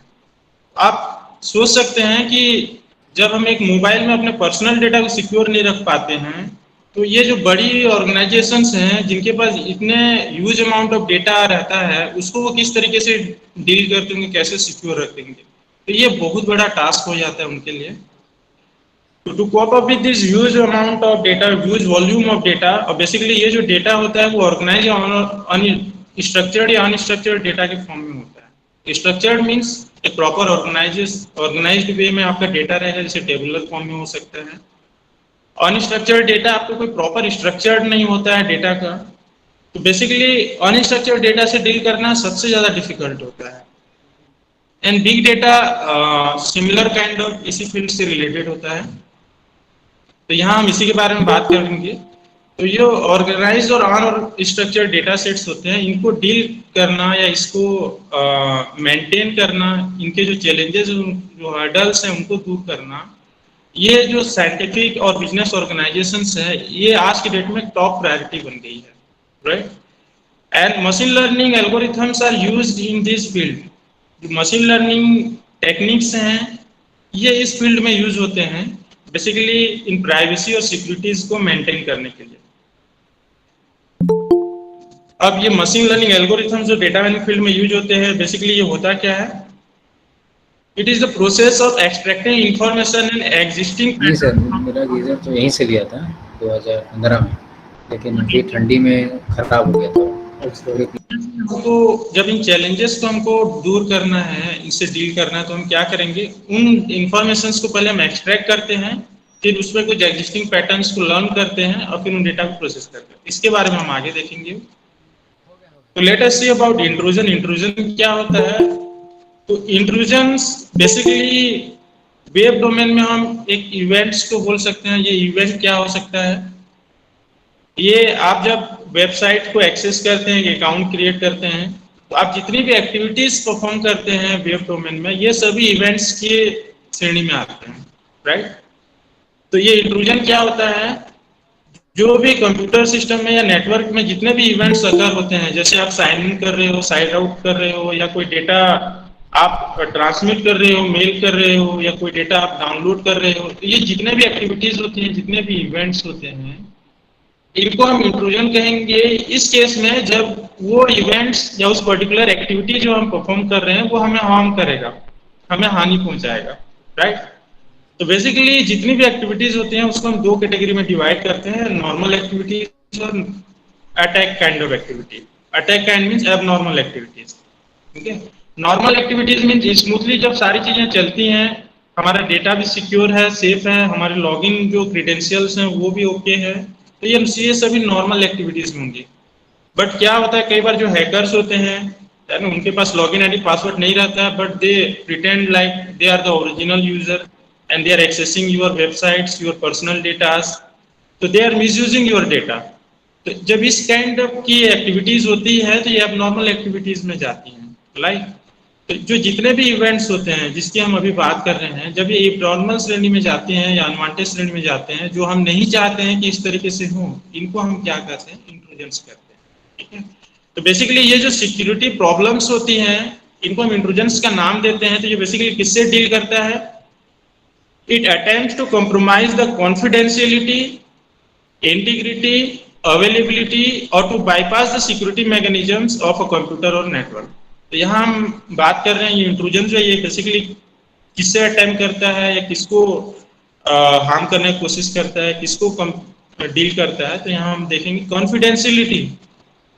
कॉन्फिडेंशियलिटी मीन्स जब हम कोई डेटा बेसिकली किसी को ट्रांसमिट कर रहे हैं, एक यूजर को या एक फ्रेंड को, तो जो डेटा में जो कॉन्फिडेंशियलिटी होना चाहिए, आप जितना उसमें कॉन्फिडेंस होना चाहिए वो अगर आप नहीं कर पा रहे हैं, तो कहीं ना कहीं इसका एक रीजन जो आपका इंट्रूजन हो सकता है। डेटा इंटीग्रिटी, जो डेटा हम सेंड कर रहे हैं यूजर को या वेब डोमेन में जब हम अपलोड कर रहे हैं या जो डाउनलोड कर रहे हैं, जो डेटा हम प्रोसेस कर रहे हैं वो एज इट इज जब एक रिसीवर यूजर को नहीं मिल रहा है या वेब डोमेन में प्रोसेस नहीं हो रहा है, वो डेटा में कुछ चेंजेस हो रहा है कुछ नया एड ऑन हो रहा है या कुछ डेटा उसमें लॉस हो जा रहा है, तो यहाँ पर उसकी इंटीग्रिटी जो है क्या हो रही है, डिस्टर्ब हो रही है। ये भी आपकी जो है एक इंट्रूजन की श्रेणी में होती है। सिमिलरली आपका अवेलेबिलिटी होता है, और क्या होता है आपका बाईपास सिक्योरिटी मैकेनिज्म। लाइक आपका एक लॉगिन क्रेडेंशियल है, आपने अपना एक यूजर लॉगिन पेज बनाया हुआ है, और उसको जो है बाईपास करते कोई और यूजर आपके पर्सनल इंफॉर्मेशन को एक्सेस कर रहा है। तो ये जितनी भी तरीके की एक्टिविटीज होती हैं जो हमारे सिस्टम को हार्म करता है, या हमारे वेब डोमेन में या नेटवर्क में जो क्रेडेंशियल्स होते हैं उसको डिस्टर्ब करती हैं, इनको हम इंट्रूजन्स की श्रेणी में रखते हैं। तो ये इंट्रूजन्स की बात हो गई। तो बेसिकली जब हमें पता है कि इंट्रूजन क्या होता है, तो इन इंट्रूजन से कैसे हमारी जो डेटा है उसको सिक्योर रखा जाए, ये एक चैलेंज हमारे सामने आती है, राइट। तो who is responsible for this intrusions? Intrusions are caused by attackers, जो अटैकर्स होते हैं, ठीक, जिसको आप हैकर्स बोलते हैं, accessing the system from internet, ठीक है, इंटरनेट से जो हमारे डेटा को एक्सेस कर लेते हैं, या authorized user of the system who attempt to gain additional privilege for which they are not authorized। इसका मतलब है कि कोई authorized user है, बट उसको हमने जैसे कह कर रखा हुआ है, या कुछ रोल उसको स्पेसिफाई करके रखा हुआ है कि आपको एक पर्टिकुलर टास्क करना है। अब वो उस लॉगिन क्रेडेंशियल का मिसयूज कर रहा है, उसके पास लॉगिन आईडी पासवर्ड है, हमने ही उसको दिया हुआ है, बट वो उस लॉगिन आईडी पासवर्ड के बेसिस में वो पर्टिकुलर साइट में जा रहा है, और जो चीजें उसको नहीं करना है वो चीजें वो उसमें परफॉर्म कर रहा है, और अनऑथराइज्ड डेटा को वो एक्सेस कर रहा है, उसका प्रिविलेज गेन कर रहा है। तो ये भी आपकी इंट्रूजन्स की श्रेणी में आती है, ठीक है। एंड ऑथराइज्ड यूजर्स वो misuse this privileges given to them, जो भी प्रिविलेजेस हम उनको दिए रहते हैं उसका जो मिसयूज करते हैं, तो ये इस तरीके की जो एक्टिविटीज होती है इंट्रूजन की श्रेणी में आती है। तो हमने देखा अनऑथराइज्ड यूजर भी हो सकते हैं और ऑथराइज्ड यूजर्स भी हो सकते हैं, ये इसके लिए रिस्पॉन्सिबल्स होते हैं इन इंट्रूजन्स के लिए। तो जब हम इस तरीके की एक्टिविटीज से, इवेंट से डील करने की बात आती है, या हमारे डेटा को सिक्योर रखने की बात आती है, तब आपकी मशीन लर्निंग टेक्निक्स जो है इसमें एक प्राइमरी फैक्टर प्ले करता है, एक प्राइम रोल प्ले करता है, ठीक है। तो when dealing of with this sort of data, machine learning techniques are essential because security is the most pressing concern nowadays. To identify and ensure secure measures, machine learning employs classification, clustering, regression, ये different types of techniques हैं, जिसके बारे में अभी recently doctor Saxena sir ने आप लोगों को बहुत ही अच्छे से एक्सप्लेन करा है। मैं उस पर बहुत ज़्यादा नहीं जाऊँगा, बट मशीन लर्निंग टेक्निक्स जो है इन तरीके के चैलेंजेस से डील करने के लिए आज के समय में यूज होता है। इसी में एक होता है आपका इंट्रूजन डिटेक्शन सिस्टम, ठीक है। बेसिकली जब हम इंट्रूजन से डील करते हैं तो इंट्रूजन डिटेक्शन सिस्टम की बात होती है। तो इंट्रूजन डिटेक्शन सिस्टम क्या है? इन तरीके की जो एक्टिविटीज हो रही हैं, जो इवेंट्स हो रहे हैं, जिनको हम इंट्रूजन्स का नाम दे रहे हैं, जो एबनॉर्मल एक्टिविटीज है, अटैक काइंड ऑफ एक्टिविटी है, इनको डिटेक्ट करना, इनको रिजॉल्व करना, ये आईडीएस के थ्रू पॉसिबल हो पाता है। Clear? Then what is IDS? Intrusion detection system, इसके बारे में हम देखेंगे। तो आईडीएस बेसिकली क्या करता है? It monitors the behaviour of a network और कंप्यूटर सिस्टम। जितनी भी एक्टिविटीज परफॉर्म होती हैं वेब डोमेन में या एक नेटवर्क में, कंप्यूटर सिस्टम में, उन सारे एक्टिविटीज के इवेंट को ये मॉनिटर करता है और पॉसिबल जो थ्रेट्स होते हैं उनको आइडेंटिफाई करता है। हमको एक अलर्ट मोड में या एक मैसेज कन्वे करेगा, उसके बेसिस में हम जो है जो भी रिक्वायर्ड एक्शन हम बोल सकते हैं वो उसके ऊपर हम लेते हैं, राइट। इंट्रूजन डिटेक्शन सिस्टम की जब हम बात करेंगे तो ये कॉन्सेप्ट कब से आया? तो ये 1980 से जो है इस फील्ड में वर्क जो है स्टार्ट हुआ है। जब आपका इंटरनेट कनेक्शन आप कह सकते हैं कि यूज में आया था, www के जो कॉन्सेप्ट आप जिसकी बात करते हैं, तो उसी समय से ही इंट्रूजन डिटेक्शन सिस्टम कॉन्सेप्ट भी जो है पब्लिक डोमेन में आया है। बेसिकली इस फील्ड में हम देखेंगे कि 1980 से जो वर्क हो रहा है वो किस तरीके से आगे बढ़ा है, राइट। तो इनिशियली बहुत ज्यादा इंट्रूजन्स की बात नहीं होती थी क्योंकि इतने टाइप्स के अनवांटेड एक्टिविटीज उस टाइम में नहीं होते थे। बट जैसे जैसे टेक्नोलॉजी एडवांसमेंट होते गया है, nowadays we are getting new kind of challenges, नई नई चैलेंजेस जो है डे बाय डे आती जा रही है। क्लियर? तो although The work in the field of intrusion detection system is in existence since 1980. Still we can say that it is in its infancy. ये अभी भी जो है अपने चाइल्डहुड में ऐसा हम कह सकते हैं, क्योंकि अभी भी इसमें बहुत कुछ होना बाकी है, ठीक है। तो इंट्रूजन डिटेक्शन सिस्टम की जब हम बात करते हैं तो ये नेटवर्क ट्रैफिक प्रोसेसिंग से भी डील करता है, प्रिवेंशन सिस्टम से डील करता है, थ्रेट रिपोर्टिंग का टास्क हो सकता है, इसमें एनोमली डिटेक्शन का टास्क हो सकता है, थ्रेट क्लासिफिकेशन का टास्क हो सकता है। तो जब हम नेटवर्क इंट्रूजन डिटेक्शन की बात करेंगे तो ये डिफरेंट काइंड के इसके क्लासिफिकेशन हो सकते हैं। तो ये बेसिकली आइडियाज क्या है इसके बारे में हमने देखा। मैंने आपको बताया कि एक इंट्रूजन डिटेक्शन सिस्टम जो होता है ये एक सिक्योरिटी मैनेजमेंट सिस्टम होता है जो हमारे डेटा को सिक्योर करने का या हमारे सिस्टम को सिक्योर करने का काम करता है। तो intrusion detection system is security mechanism which collects and analyzes information from different areas within a computer or network system to detect possible security violations। हमारे कंप्यूटर्स में या नेटवर्क सिस्टम्स में जो भी पॉसिबल सिक्योरिटी वायलेशंस हैं उनको detect करना, उसको मॉनिटर करना, उसको ट्रैक करने का काम कौन करता है? इंट्रूजन डिटेक्शन सिस्टम, ठीक है। और बेसिकली ये किन चीज़ों से डील करता है? कॉन्फिडेंशियलिटी, इंटीग्रिटी, अवेलेबिलिटी और टू बाईपास सिक्योरिटी मैकेनिज्म्स, है ना। जो भी डेटा हमारी होती है उसकी कॉन्फिडेंशियलिटी, इंटीग्रिटी की बात होती है, या जो क्रेडेंशियल्स होते हैं वो सिक्योरिटी मैकेनिज्म्स को बाईपास करने की बात होती है। इन एक्टिविटीज को मॉनिटर करना, उसको डिटेक्ट करना, इसके लिए हम इंट्रूजन डिटेक्शन सिस्टम का यूज करते हैं। तो ये एक जनरल पिक्चोरियल रिप्रेजेंटेशन के थ्रू मैं बताना चाहूंगा कि किस तरीके से आइडियाज वर्क करता है। तो जैसे हम अभी डिस्कस कर रहे थे, मैं बता रहा था आप लोगों की कि जो भी वेब डोमेन में जो डेटा है जो हम अपलोड करते हैं या डाउनलोड करते हैं, या जो भी हमारे लॉगिन क्रेडेंशियल्स होते हैं, जैसे हमने अपना पर्सनल प्रोफाइल बनाकर रखा हुआ है, तो जो डेटा है उसको किस तरीके से सिक्योर रखा जाए। क्लाउड कंप्यूटिंग की आज की डेट में बात होती है, क्योंकि ज़्यादा से ज़्यादा डेटा क्लाउड डोमेन में आज की डेट में स्टोर करके रखा जा रहा है, क्योंकि इतने नए टेक्निक्स, इतने नए फीचर्स आज की डेट में अवेलेबल हैं कि कोई भी यूजर जो है अपनी डेटा को क्लाउड डोमेन में रखना चाहता है, राइट। तो आइडियाज जो होता है वो कैसे फंक्शन करता है? तो इन डेटा को हम क्या करते हैं, सबसे पहले प्री प्रोसेसिंग या ट्रांसफॉर्मेशन फेज से पास करते हैं। इससे क्या होता है, हमारा डेटा एक प्रॉपर स्ट्रक्चर्ड वे में आ जाता है, और जो कहना चाहिए कि जो मीनिंगफुल डेटा नहीं है, जो अनवांटेड डेटा है, जैसे नल वैल्यू है, ठीक है ना, कोई डेटा सेट है, बहुत सारे डेटा है, उसको हम टेबुलर फॉर्म में मान लीजिए हम अरेंज करके रख रहे हैं, तो उसमें कई सारे रिपीटेड काइंड ऑफ डेटा रहेंगे, ब्लैंक डेटा रहेंगे। तो इन डेटा को हम हटाकर जो एग्जैक्ट डेटा है उसको हम रखना चाह रहे हैं, तो उसके लिए हम क्या करते हैं, डेटा प्री प्रोसेसिंग और ट्रांसफॉर्मेशन का टास्क परफॉर्म करते हैं।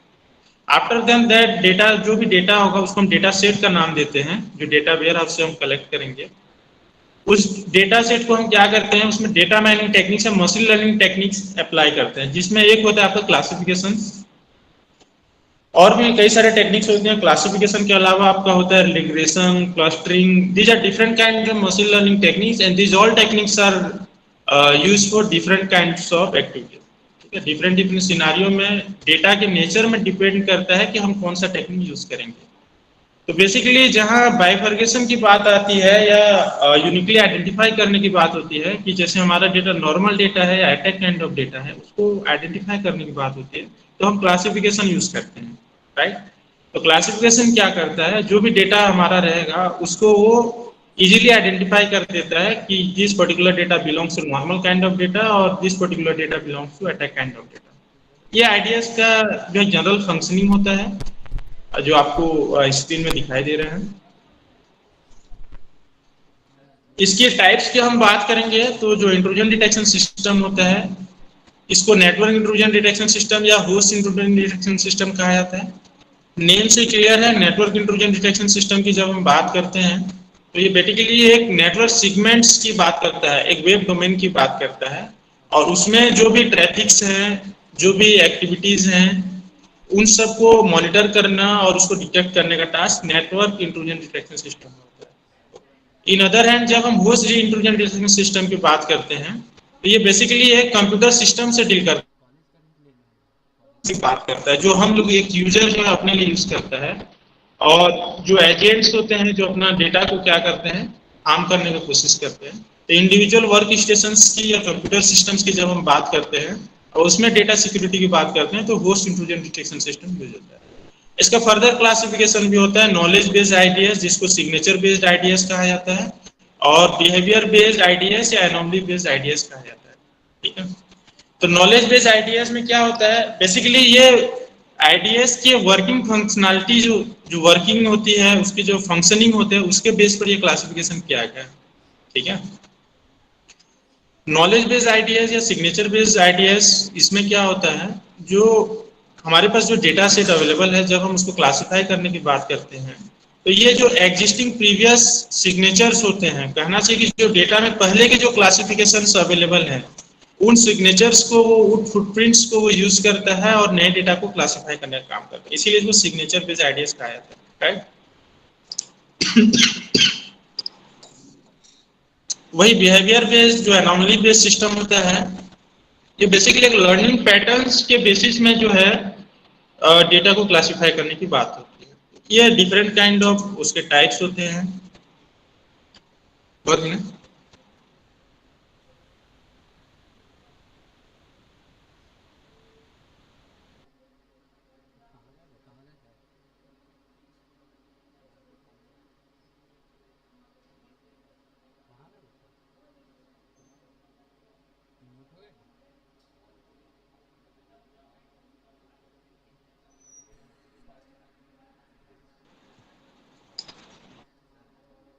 डेटा सेट, अब मैंने आपको बताया कि व्हेन वी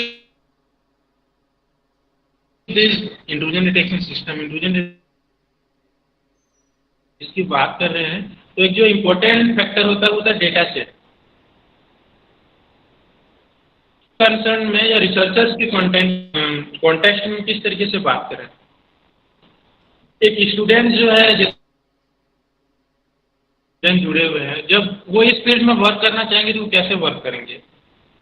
तो बेसिकली जो इनिशियल लेवल के स्टूडेंट्स होते हैं, ग्रेजुएट्स लेवल के, बेसिकली जब हम छत्तीसगढ़ स्टेट्स की बात करते हैं, तो जो वेब डोमेन में जो डेटा है, उन डेटा सेट्स, उससे डेटा को डायरेक्ट एक्सट्रैक्ट करने की जब हम बात करते हैं, तो इसकी जो नॉलेज है या इसकी इन टेक्निक्स के बारे में जो है सारे स्टूडेंट्स को एक अच्छा नॉलेज नहीं होता। राइट, तो जब आईडीएस फील्ड में वर्क कैसे स्टार्ट किया जाए, तो इसके लिए क्या है, बहुत सारे रिसर्चर्स ने जो डेटा कलेक्ट करा है वेब डोमेन से या डिफरेंट डोमेन से, उसको उन्होंने डेटा सेट्स के फॉर्म में पब्लिक डोमेन में अवेल करके रखा हुआ है, अपलोड करके रखा हुआ है। तो जब भी एक लर्नर्स या रिसर्चर्स इस फील्ड में वर्क करना चाहता है, तो उन डेटा सेट्स को वो वेब डोमेन से डाउनलोड कर सकता है और उन डेटा सेट्स के थ्रू किस तरीके से आईडीएस फंक्शनिंग करता है, ये टास्क इसमें आप परफॉर्म कर सकते हैं। तो चूंकि मोस्ट ऑफ स्टूडेंट्स इसमें जुड़े हुए हैं, तो मैं उन्हीं के कॉन्टेक्स्ट में इसको फर्दर एक्सप्लेन करना चाहूँगा। आप सभी जो है कुछ existing data sets web domain से गेन कर सकते हैं। इसके लिए मैं कुछ आपको फर्दर बताऊंगा कि कुछ वेबसाइट्स हैं जहां से आप डेटा सेट्स गेन कर सकते हो। छोटे साइज के भी हैं और बहुत बड़े साइज के भी डेटा सेट्स अवेलेबल हैं। इन डेटा सेट्स को हम लेते हैं और फिर कुछ टूल्स हैं जिनके में हम इन डेटा सेट्स को प्रोसेस करते हैं। इंट्रूजन डिटेक्शन सिस्टम के रूप में कई सारे मशीन लर्निंग टेक्निक्स का यूज करते हैं और उन डेटा सेट्स को क्लासिफाई करते हैं। तब हम पाते हैं कि किस तरीके का क्लासिफिकेशन होता है। राइट, मैं तो इसका एक प्रैक्टिकल इम्प्लीमेंटेशन भी बताऊंगा। तो डेटा सेट्स क्या होता है, जितने भी ऑर्गेनाइजेशन है, चाहे वो आपका आईटी फील्ड के हों, बिजनेस फील्ड के हों या साइंटिफिक फील्ड के हों, ये ह्यूज अमाउंट ऑफ डेटा से डील करते हैं। तो उनका एक डेटा सेट होता है, ऐसा हम कह सकते हैं। कई सारे रिसर्चर्स ने ऑलरेडी कुछ डेटा सेट्स कलेक्ट कर जो है बेंचमार्क डेटा सेट, जिसको हम कहते हैं, वेब डोमेन में अपलोड करके रखा हुआ है। जब हम इंट्रूजन डिटेक्शन की बात करते हैं तो इसके लिए कुछ डेटा सेट्स स्पेसिफिक हैं, ठीक है ना। आप सारे डेटा सेट जो वेब डोमेन में अवेलेबल है, इनको आप इंट्रूजन डेटा सेट्स नहीं कह सकते हैं। राइट, तो कुछ intrusion detection data set specific है, जिसमें आप देख पाएंगे डार्पा 98 है, केडीडी 99 डेटा सेट है, एनएसएल केडीडी डेटा सेट है, CAIDA डेटा सेट है, ADFA डेटा सेट है, और आज के डेट में CIDS डेटा सेट यूज होता है। तो ये डेटा सेट बेसिकली इंट्रूजन से ही रिलेटेड है। इसके अलावा भी आपके बहुत सारे डेटा सेट्स वेब डोमेन में अवेलेबल हैं, जो आप जस्ट फॉर एक्सपेरिमेंटल पर्पस, आप लर्निंग पर्पस उन डेटा सेट्स को वेब डोमेन से ले सकते हैं और किस तरीके से आइडियाज फंक्शनिंग करता है आप उस पर वर्क कर सकते हैं, राइट। तो ये मैंने कुछ आपको नाम बताए जिसमें आपने देखा NSL KDD डेटा सेट है, CICIDS 17 डेटा सेट है जो आज के डेट में यूज हो रहा है। ये डिफरेंट टाइप्स के आपके डेटा सेट्स होते हैं। एक यूजर जो है खुद से भी एक डेटा सेट बनाना चाहे तो बना सकता है, बट उसके लिए क्या है, आपका रिसर्च लेवल का माइंड होना बहुत जरूरी है, ठीक है ना। जितनी भी आज की डेट में कहना चाहिए कि ई-कॉमर्स कंपनीज हैं, जैसे आपके अमेजन हो गया, फ्लिपकार्ट हो गया, ये कितनी huge amount of data sets, इनके कितने यूजर्स होंगे आप सोचिए। कितने यूजर्स इनके वेबसाइट में जाकर कितने टाइप के एक्टिविटीज परफॉर्म करते हैं। जैसे आप लोग क्या कोई प्रोडक्ट परचेस करने से पहले आप उसका एक रिव्यू करते हैं कि उसका कॉस्टिंग क्या है, उसके फीचर्स क्या है। अब आप लोग एक चीज नोटिस किए होंगे, जब आप अमेजन में या फ्लिपकार्ट टाइप के वेबसाइट्स में जब आप जाते हैं और आप पर्टिकुलर प्रोडक्ट को सर्चिंग करने का काम करते हैं, अब जब नेक्स्ट टाइम आप उस साइट को फिर से ओपन करते हैं तो आप पाएंगे कि आपने प्रीवियसली जिन प्रोडक्ट को सर्च किया गया रहता है उसका रेलिवेंट डेटा आपको नेक्स्ट टाइम में ऑटोमेटिकली मिल जाता है। इसे कहने का मतलब है कि जो ई-कॉमर्स कंपनीज होती है ये डेटा माइनिंग टेक्निक्स पर वर्क करते हैं। इनके पास कई सारे एडमिन यूजर्स होते हैं जो इस पर वर्क करते रहते हैं। जब भी आप लॉग इन करते हैं और उन फीचर्स को एक्सेस करते हैं, राइट, या जो भी एक्टिविटीज आप परफॉर्म करते हैं उसको वो लोग ट्रैक करते हैं और उसके बेसिस में ही आपने जिन फीचर्स को सर्च करा है, या जो जैसे कॉस्टिंग हो गया या उसके टेक्निकल स्पेसिफिकेशंस हो गए, जो भी आप सर्च करेंगे उसको वो लोग आइडेंटिफाई करते हैं और सिमिलर काइंड ऑफ कंटेंट जो है आप जब नेक्स्ट टाइम उन साइट्स को विजिट करते हैं तो आपको ऑटोमेटिकली साइट में दिखने लगती है, ठीक है ना। तो ये सब डेटा माइनिंग का ही क्या है, यूजेस है, ठीक। तो ये बिजनेस ऑर्गेनाइजेशन में इसका बहुत ज्यादा यूज होता है, तो उसकी हम बात कर रहे हैं। तो ये मैंने आपको डेटा सेट के बारे में बताया, डिफरेंट टाइप्स के इंट्रूजन डेटा सेट्स होते हैं। अब इन डेटा सेट्स में अटैक टाइप्स होते हैं। कहने का मतलब है कि दो टाइप्स के डेटा होते हैं, या तो नॉर्मल या तो अटैक। अब ये अटैक टाइप्स क्या होगा, तो जैसे NSL KDD डेटा सेट है तो इसमें 37 टाइप्स के अटैक फाइल रहते हैं, उसका क्लासिफिकेशन यहाँ दिया हुआ है, ठीक है ना, उस डेटा सेट्स में अवेलेबल है। जिससे आपका DOS डिनायल ऑफ सर्विस होता है, प्रोबिंग होता है, R12 रूट टू लेवल होता है, U2R यूजर टू रूट होता है। ये different kind of attack scenarios है, ठीक है ना। तो हर डेटा सेट में अटैक फाइल का डेफिनेशन अवेलेबल रहता है, ठीक है। तो हम सिग्नेचर बेस्ड आइडियाज की पर्टिकुलरली अभी हम बात करेंगे, ठीक है। तो ये आप देख पाएंगे डिफरेंट जो अटैक्स होते हैं उनका एक जनरल डेफिनेशन दिया हुआ है, क्या क्या होता है। डिनायल ऑफ सर्विस कहने का मतलब है कि आपके सर्विस को डिनाइड करने का काम करते हैं इस तरीके के इंट्रूजन्स, ठीक है ना। जैसे आपके सिस्टम को शट डाउन कर देना, आपके रिसोर्सेज को जो है ओपन नहीं होने देना। जैसे आप कोई पर्टिकुलर एप्लीकेशन ओपन करना चाह रहे हैं तो आपका एप्लीकेशन ओपन नहीं होगा, ये डिनायल ऑफ सर्विस कैटेगरी में जाती है। ऐसे ये डिफरेंट टाइप्स के अटैक्स होते हैं।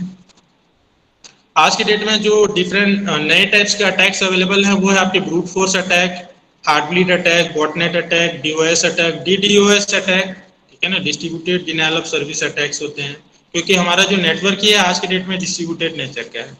वेब अटैक्स होते हैं, इम्प्लीमेंटेशन अटैक्स होते हैं, ये अटैक्स होते हैं। इनको हमको क्लासिफाई करना है तो हम बेसिकली क्या करते हैं, इंट्रूजन डेटा सेट्स के लिए इंट्रूजन डिटेक्शन सिस्टम का यूज करते हैं। मशीन लर्निंग टेक्निक्स, अब इस प्रोसेसिंग के लिए इन अटैक्स को आइडेंटिफाई करने के लिए, क्लासिफाई करने के लिए हम मशीन लर्निंग टेक्निक्स का यूज करते हैं इन the field of intrusion detection system. And recently in last session Dr. Amit Saxena has already explained about many machine learning techniques. मैं बहुत ज़्यादा इसके बारे में आप लोगों को नहीं बताऊंगा। जैसे हमने देखा क्लासिफिकेशन होता है, रिग्रेशन होता है, क्लस्टरिंग होता है, और इसके लिए बहुत सारे टूल्स होते हैं जिसमें अलग होता है। Different types of data set के लिए आपके जो different types of techniques use होते हैं, राइट। तो जब हम इंट्रूजन डिटेक्शन सिस्टम की बात करते हैं तो यहाँ पर हम डिसीजन ट्री टेक्निक्स या क्लासिफिकेशन टेक्निक्स की बात करते हैं। तो यहाँ आप देख पाएंगे कुछ टेक्निक्स का मैंने नाम दिया हुआ है। आपका क्लासिफिकेशन एंड रिग्रेशन टेक्निक होता है, जिससे कार्ड का नाम दिया गया CART, फिर J48 होता है, random forest, random tree, repository tree. ये आपके different types of decision tree techniques हैं या क्लासिफिकेशन टेक्निक्स आप इनको बोल सकते हैं, जो हम यूज करेंगे। स्टैटिस्टिकल टेक्निक्स की बात करेंगे तो bayesian नेटवर्क होता है, सपोर वेक्टर मशीन होता है जिसको SVM कहा जाता है, नैव बेस होता है, ये स्टैटिस्टिकल टेक्निक्स होते हैं। और एक नेक्स्ट कैटेगरी होता है आपका एनसेम्बल टेक्निक्स। जब हम दो या दो से ज्यादा टाइप के मशीन लर्निंग टेक्निक्स को आपस में कंबाइन करना चाहते हैं, जब एक पर्टिकुलर मशीन लर्निंग टेक्निक्स आपको जो है वो रिजल्ट नहीं दे पा रहा है जो रिजल्ट आप गेन करना चाह रहे हैं, तो आप क्या करते हैं, कुछ ऐसे मशीन लर्निंग टेक्निक्स को आपस में कंबाइन करते हैं जो आपको एक अच्छा रिजल्ट दे सकता है। तो उस कंडीशन में हम एनसेम्बल टेक्निक्स यूज करते हैं, जिसमें आपका रैंकिंग, बूस्टिंग या स्टैकिंग यूज होता है, राइट। अब इसमें एक आपका इंपॉर्टेंट टॉपिक होता है फीचर सिलेक्शन टेक्निक। तो जब भी हम इन डेटा सेट्स को स्टडी करते हैं, जैसे आपको एक डेटा सेट आपने डाउनलोड किया पब्लिक डोमेन से, अब उसमें आप उसको सीखना चाह रहे हैं, तो उस डेटा सेट्स के बेसिक कैरेक्टरिस्टिक्स को सबसे पहले समझना जरूरी है, राइट। तो सबसे पहले तो अभी तक हमने जो आपसे डिस्कस किया है, जो मैंने आपको बताया है, उसमें ये आप लोगों ने सीखा है कि जो डेटा होता है वो कई कैटेगरीज के होते हैं, तो नॉर्मल कैटेगरी का होगा या एबनॉर्मल कैटेगरी का होगा। अब इसके अलावा उस डेटा सेट में, उस डेटा सेट को डिफाइन करने के लिए कुछ एट्रीब्यूट्स होते हैं जिसके बेसिस में आप उस डेटा सेट को डिफाइन करते हैं, राइट। इन एट्रीब्यूट्स को फीचर्स का नाम दिया जाता है, ठीक है ना।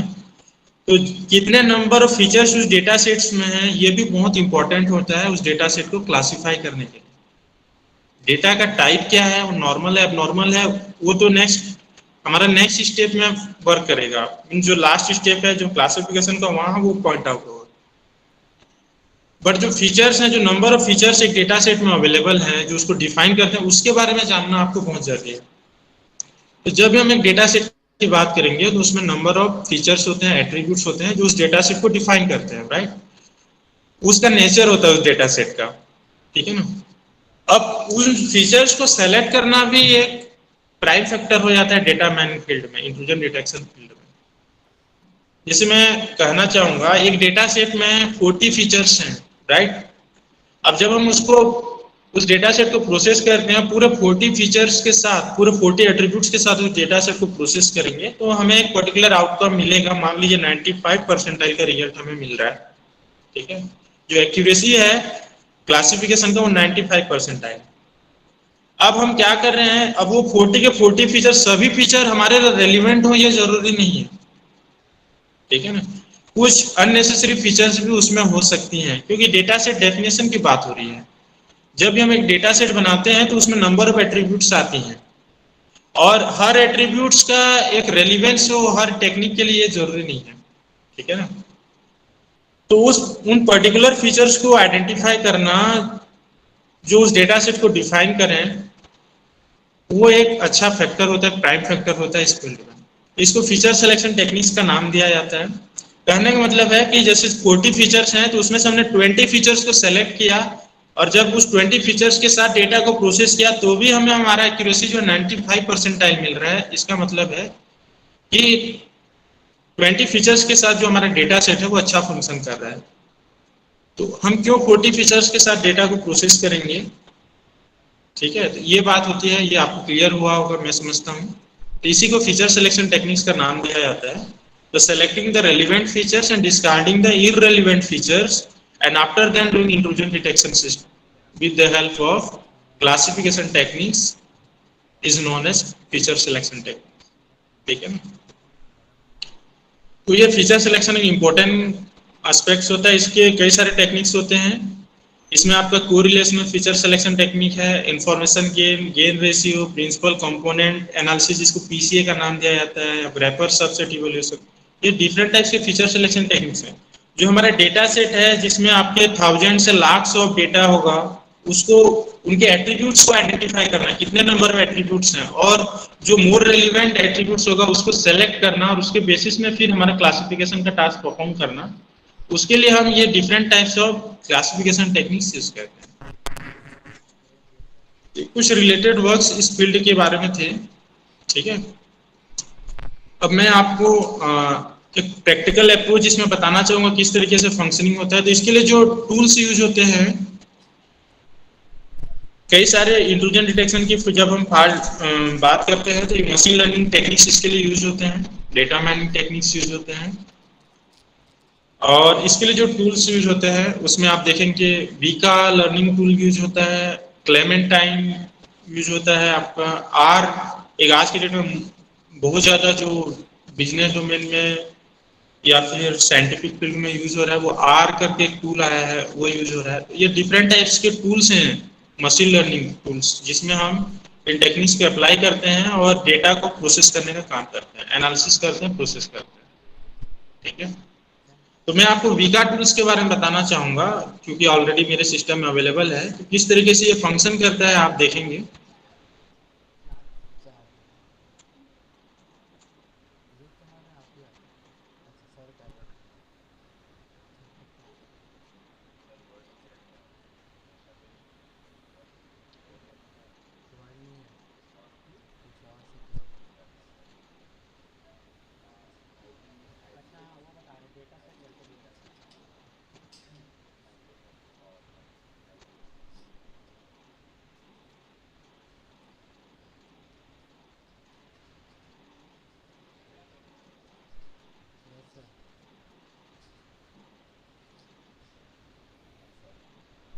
तो जब ये वीका का आपका ओपन होगा तो आप देखेंगे यहाँ पर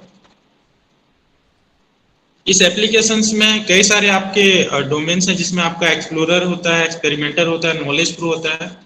अब ये अलग अलग इसके एप्लीकेशंस के डायमेंशन है, जिसमें आप जाएंगे तो आपको इसका रिप्रेजेंटेशन जो है डेटा प्रोसेसिंग का अलग अलग हो जाता है। जैसे नॉलेज फ्लो में जाएंगे तो आपको पिक्चोरियल रिप्रेजेंटेशन मिलेगा। एक्सप्लोरर बेसिकली हम एक्सप्लोरर में वर्क करते हैं।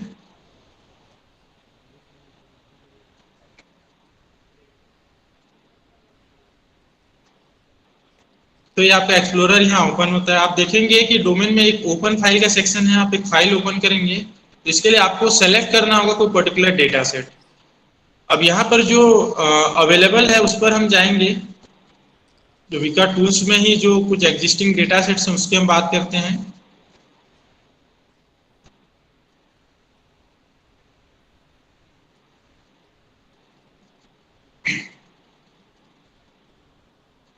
मैं एक आयरिस डेटा सेट ओपन कर रहा हूँ।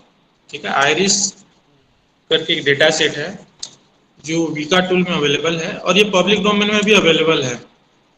बेसिकली ये फ्लावर के क्लासिफिकेशन से रिलेटेड है। आयरिस एक फ्लावर कैटेगरीज होती है, उसके लिए ही इसको जो है इस डेटा सेट को बनाया गया है। तो कुछ फीचर्स को इसमें लिया गया है, आइडेंटिफाई करा गया है, कुछ एट्रीब्यूट्स हैं। तो यहाँ पर आप देख पाएंगे जब हमने इस डेटा सेट को ओपन किया, आयरिस डेटा सेट इसमें 5 एट्रीब्यूट्स हैं। कहने का मतलब इसके 5 फीचर्स हैं। फीचर्स का नाम यहाँ आपको दिख रहा है, क्या क्या है। सेपल लेंथ है, सेपल विड्थ है, पेटल लेंथ है, पेटल विड्थ है और उसका क्लास है। 5 इसके एट्रीब्यूट्स है। क्लास जो है बेसिकली उसके नेचर को आइडेंटिफाई करता है कि किस कैटेगरी का हमारा डेटा है। ठीक है ना, मतलब अपना फ्लावर कैटेगराइज करना है कि किस पर्टिकुलर कैटेगरी का हमारा फ्लावर है। कितने इसमें डेटा है, इंस्टेंसेस कितने हैं, तो 150 इसमें इंस्टेंसेस हैं। ठीक है, आप इसको देखना चाहेंगे तो ये एडिट सेक्शन में जाएंगे तो आपको ये डेटा दिख जाएगा इस तरीके से। तो यहाँ पर आप इसका जो टॉप रो है आप देख पाएंगे, उसका स्कीम जो होता है वहाँ आपको एट्रीब्यूट्स का नाम मिल जाएगा। तो सबसे पहले सेपल लेंथ है, ये न्यूमेरिक वैल्यू है, सेपल विड्थ ये भी न्यूमेरिक वैल्यू है, पेटल लेंथ, पेटल विड्थ, उसके बाद क्लास है जो कि नॉमिनल क्लास है, जो आपके जो भी आयरिस डेटा सेट है उसके क्लासिफिकेशन को ये रिप्रेजेंट करता है।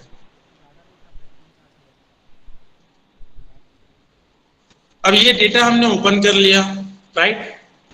अब इसको जब हम प्रोसेस करना है तो किस तरीके से फंक्शन करते हैं, तो अब नेक्स्ट जो मेन्यू है वो आपको क्लासिफिकेशन का है, फिर क्लस्टरिंग का है, एसोसिएशन का है, एट्रीब्यूट सिलेक्शन का है। जब हम फीचर सिलेक्शन पर जाएंगे तो सेलेक्ट एट्रीब्यूट्स में जाएंगे और पर्टिकुलर टेक्निक्स आप यूज करेंगे तो नंबर ऑफ फीचर्स जो है सेलेक्ट हो जाते हैं। ठीक है ना, अब क्योंकि हमारे डेटा सेट में सिर्फ 5 एट्रीब्यूट्स हैं तो यहाँ पर हम फीचर सिलेक्शन टेक्निक्स अप्लाई नहीं करते हैं। फीचर सिलेक्शन टेक्निक्स कब हमारे लिए एप्रोप्रिएट रहता है, जब हमारे पास नंबर ऑफ फीचर्स ज्यादा हो, जब हमारे डेटा सेट का साइज काफी बड़ा हो, जैसे thousands of lakhs of data है और उसमें more than 50 more than 60 attributes हैं, तो वहां पर नंबर ऑफ फीचर्स को सेलेक्ट करना जो मोर रेलिवेंट है वो एसेंशियल हो जाता है, राइट।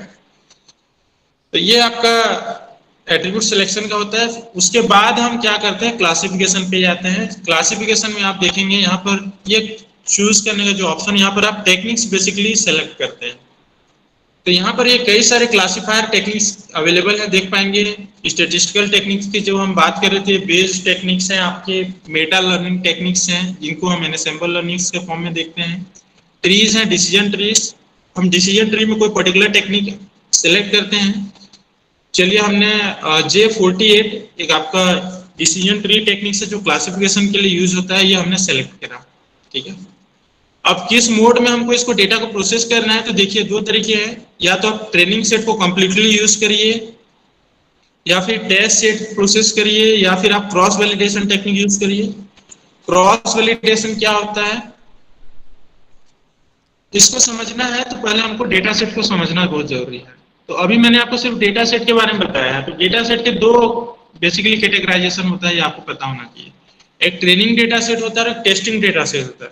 जब भी हम इस तरह के डेटा को प्रोसेस करते हैं, एक मॉडल बिल्ड करते हैं, तो ट्रेनिंग डेटा सेट यूज होता है। और फिर जब नए काइंड ऑफ डेटा को हमको प्रिडिक्ट करना है, उसको क्लासिफाई करना है, तो टेस्टिंग डेटा सेट हमारे लिए यूज होता है, राइट। तो क्रॉस वैलिडेशन क्या करता है, क्रॉस फोल्डिंग, मॉडल को ट्रेन करने के लिए, जो भी मॉडल हम बनाने जा रहे हैं उसको ट्रेन करने के लिए क्रॉस वैलिडेशन टेक्निक यूज करता है। मीन्स 3/2, 9/1, इस तरीके के वो डेटा को क्लासिफाई करता है और उसको ट्रेनिंग और टेस्टिंग में वो बाइफर्गेट करके मॉडल को ट्रेन करता है, राइट। चलिए हम ट्रेनिंग सेट को ही डायरेक्ट यूज करते हैं। अब यहाँ पर हम इसको स्टार्ट करेंगे, तो जैसे स्टार्ट करेंगे यहाँ पर आप देखेंगे हमारा जो आयरिस डेटा सेट है वो क्लासिफाई हुआ, क्लासिफिकेशन का टास्क परफॉर्म हुआ। और आप यहाँ रिजल्ट देखेंगे, correctly classified instances are 147 and the accuracy 98 percentile. Accuracy कितना है, 98 परसेंटाइल है। और इनकरेक्टली क्लासिफाइड इंस्टेंस कितने हैं, 2% है। ये किस टेक्निक्स में यूज होता है, J48 जो मशीन लर्निंग टेक्निक यूज किया उसमें। तो आप different types of machine learning use करेंगे, नए नए टेक्निक्स यूज करेंगे, तो हर टेक्निक्स में आपको जो रिजल्ट है वो डिफरेंट मिलेगा, ठीक है।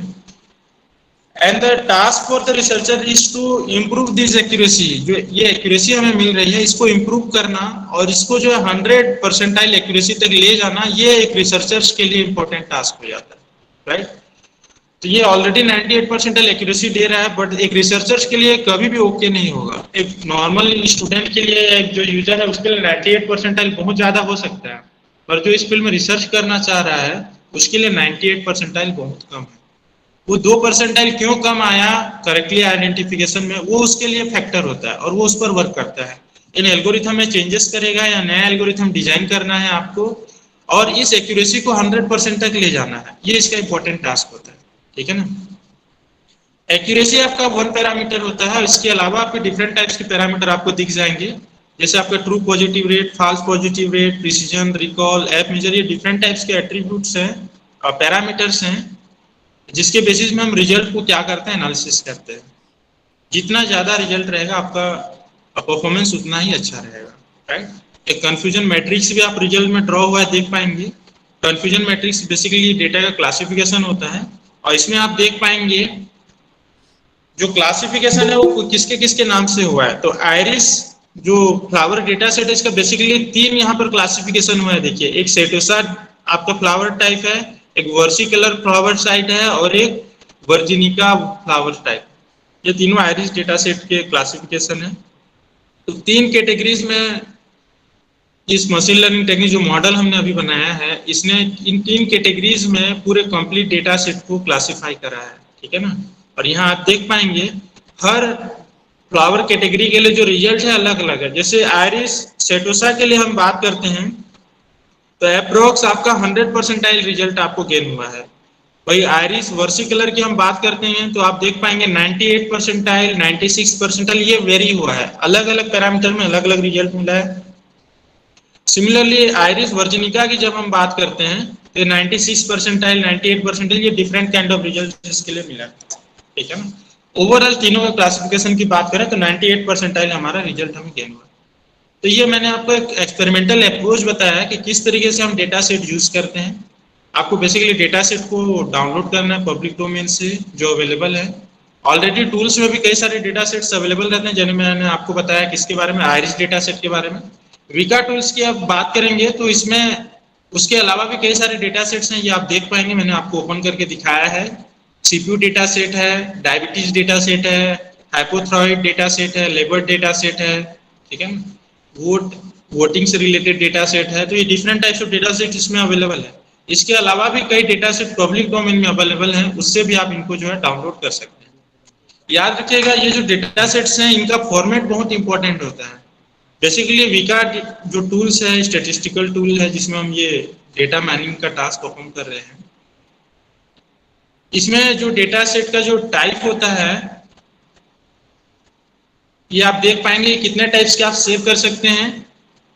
तो जो डेटा अभी हमने यूज किया है वो ARFF इसका टाइप है डेटा का। ऐसे अलग अलग टाइप होता है, .csv फाइल आपका हो सकता है, एक्सेल फाइल हो सकता है, जेसोन डेटा फाइल हो सकता है। हम लोग जैसे एक्सेल शीट में यूज करते हैं तो क्या होता है .xlx डेटा सेट होता है। वर्ड के लिए कोई डेटा यूज करेंगे, उसको सेव करेंगे तो उसका एक्सटेंशन क्या होता है, .docx होता है।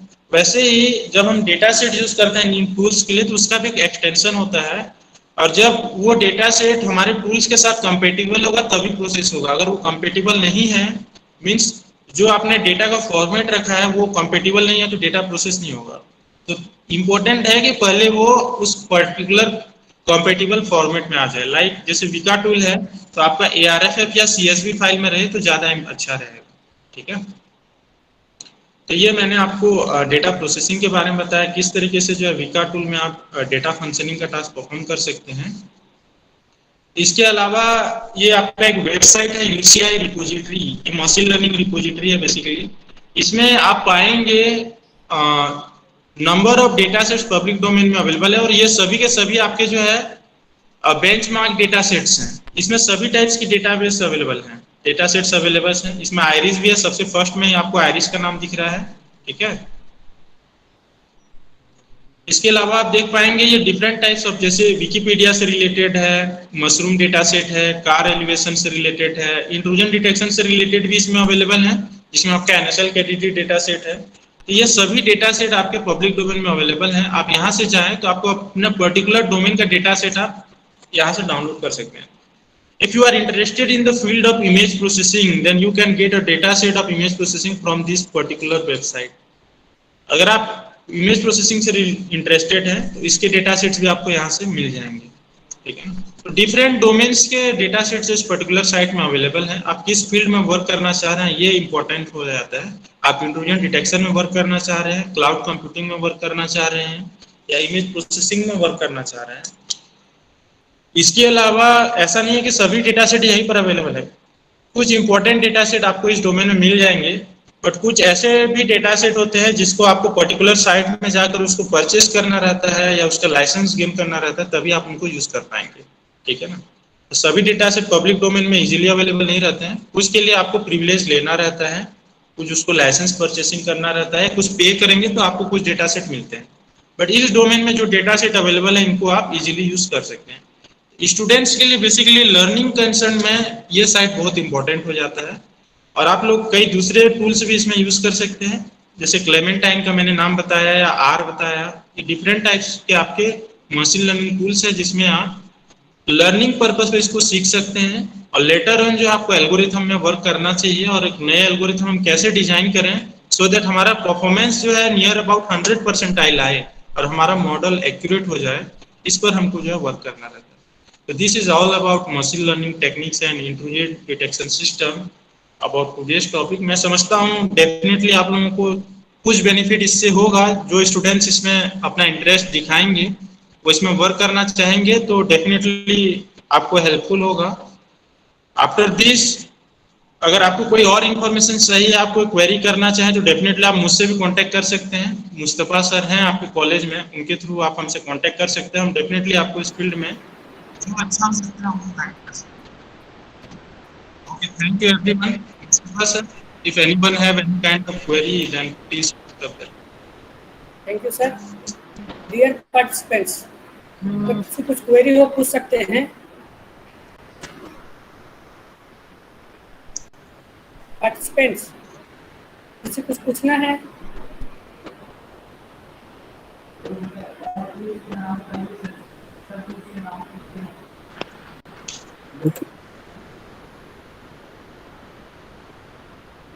Thank you so much, sir, for such a wonderful speech. In very short time, you have explained a lot of things related to machine learning and intrusion detection. Your session was really very fruitful for all the participants and for us, especially for those who wants to do PhD and in the field of research. Sir, you have explained when to select the data, when to extract the data, how to select data sets, how to select methods, and how to achieve accuracy, etc. All these points you have explained from scratch. Hope all the participants have enjoyed the session. Now I request to respected HOD sir, Mr. Raju Khute, to please vote of thanks.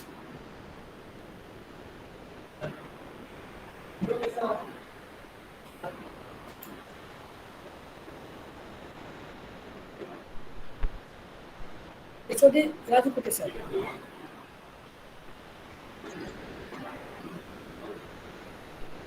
Sir. Yes, sir. Yes, sir. You're audible.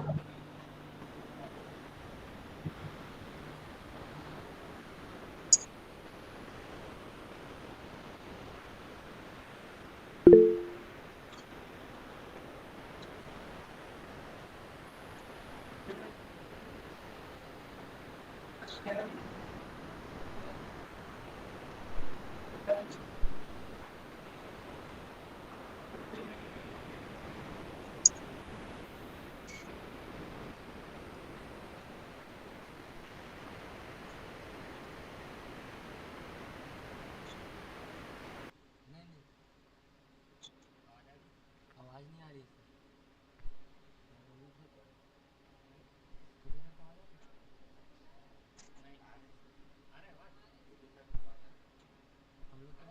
है हम लोग को नहीं आ रहा इसमें नहीं आ रहा आप लोग को आ रहा है आ रहा होगा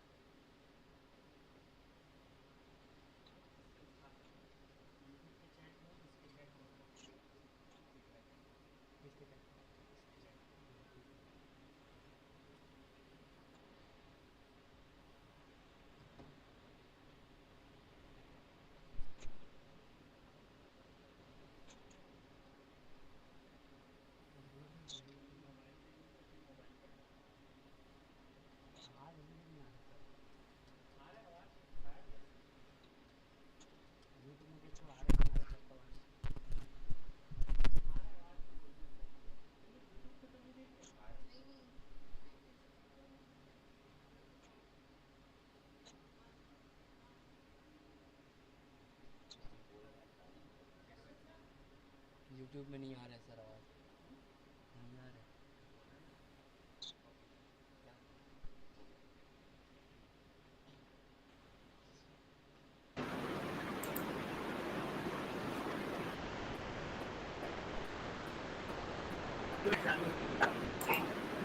thank you so much sir. मैं हमारे प्रधान सर के लिए एक बात कहना चाहूँगा sir, specially thank you sir आपके लिए क्योंकि सर आज के सेशन में जिस तरह से सर आपने पीएचडी से रिलेटेड कैसे डेटा सेट को सेलेक्ट करना है, डेटा सेट होता क्या है, किस प्रकार से फीचर्स का सिलेक्शन करना है, अगर फीचर 100 है या 1000 है, बहुत सारे फीचर्स है, उस फीचर्स को कैसे सेलेक्ट करना है, ये हमारे बच्चों को, हमारे पार्टिसिपेंट्स को हमें आपने बताया। कौन सा मेथड्स कब लगाना है, मेथड्स में किसी प्रकार के मेथड्स को लगाने के बाद किस प्रकार से एक्यूरेसी लाना है, एक्यूरेसी को अचीव कैसे करना है, बहुत सारे पॉइंट्स को आपने बेसिक से बहुत स्केच से बताया, उसके लिए सर आपका धन्यवाद। मैं हमारे डिपार्टमेंट की तरफ से सर आपको बहुत बहुत धन्यवाद देना चाहता हूँ कि आपने बहुत ही कम समय में हम सभी को रिसर्च से रिलेटेड बहुत ही अच्छी बातें बताया। Once again sir, thank you so much. Thank you sir, welcome sir.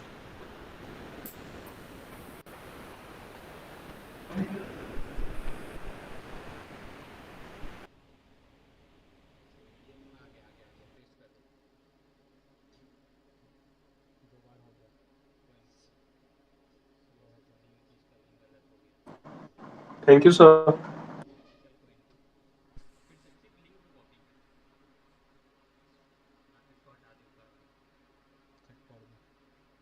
Thank you, sir.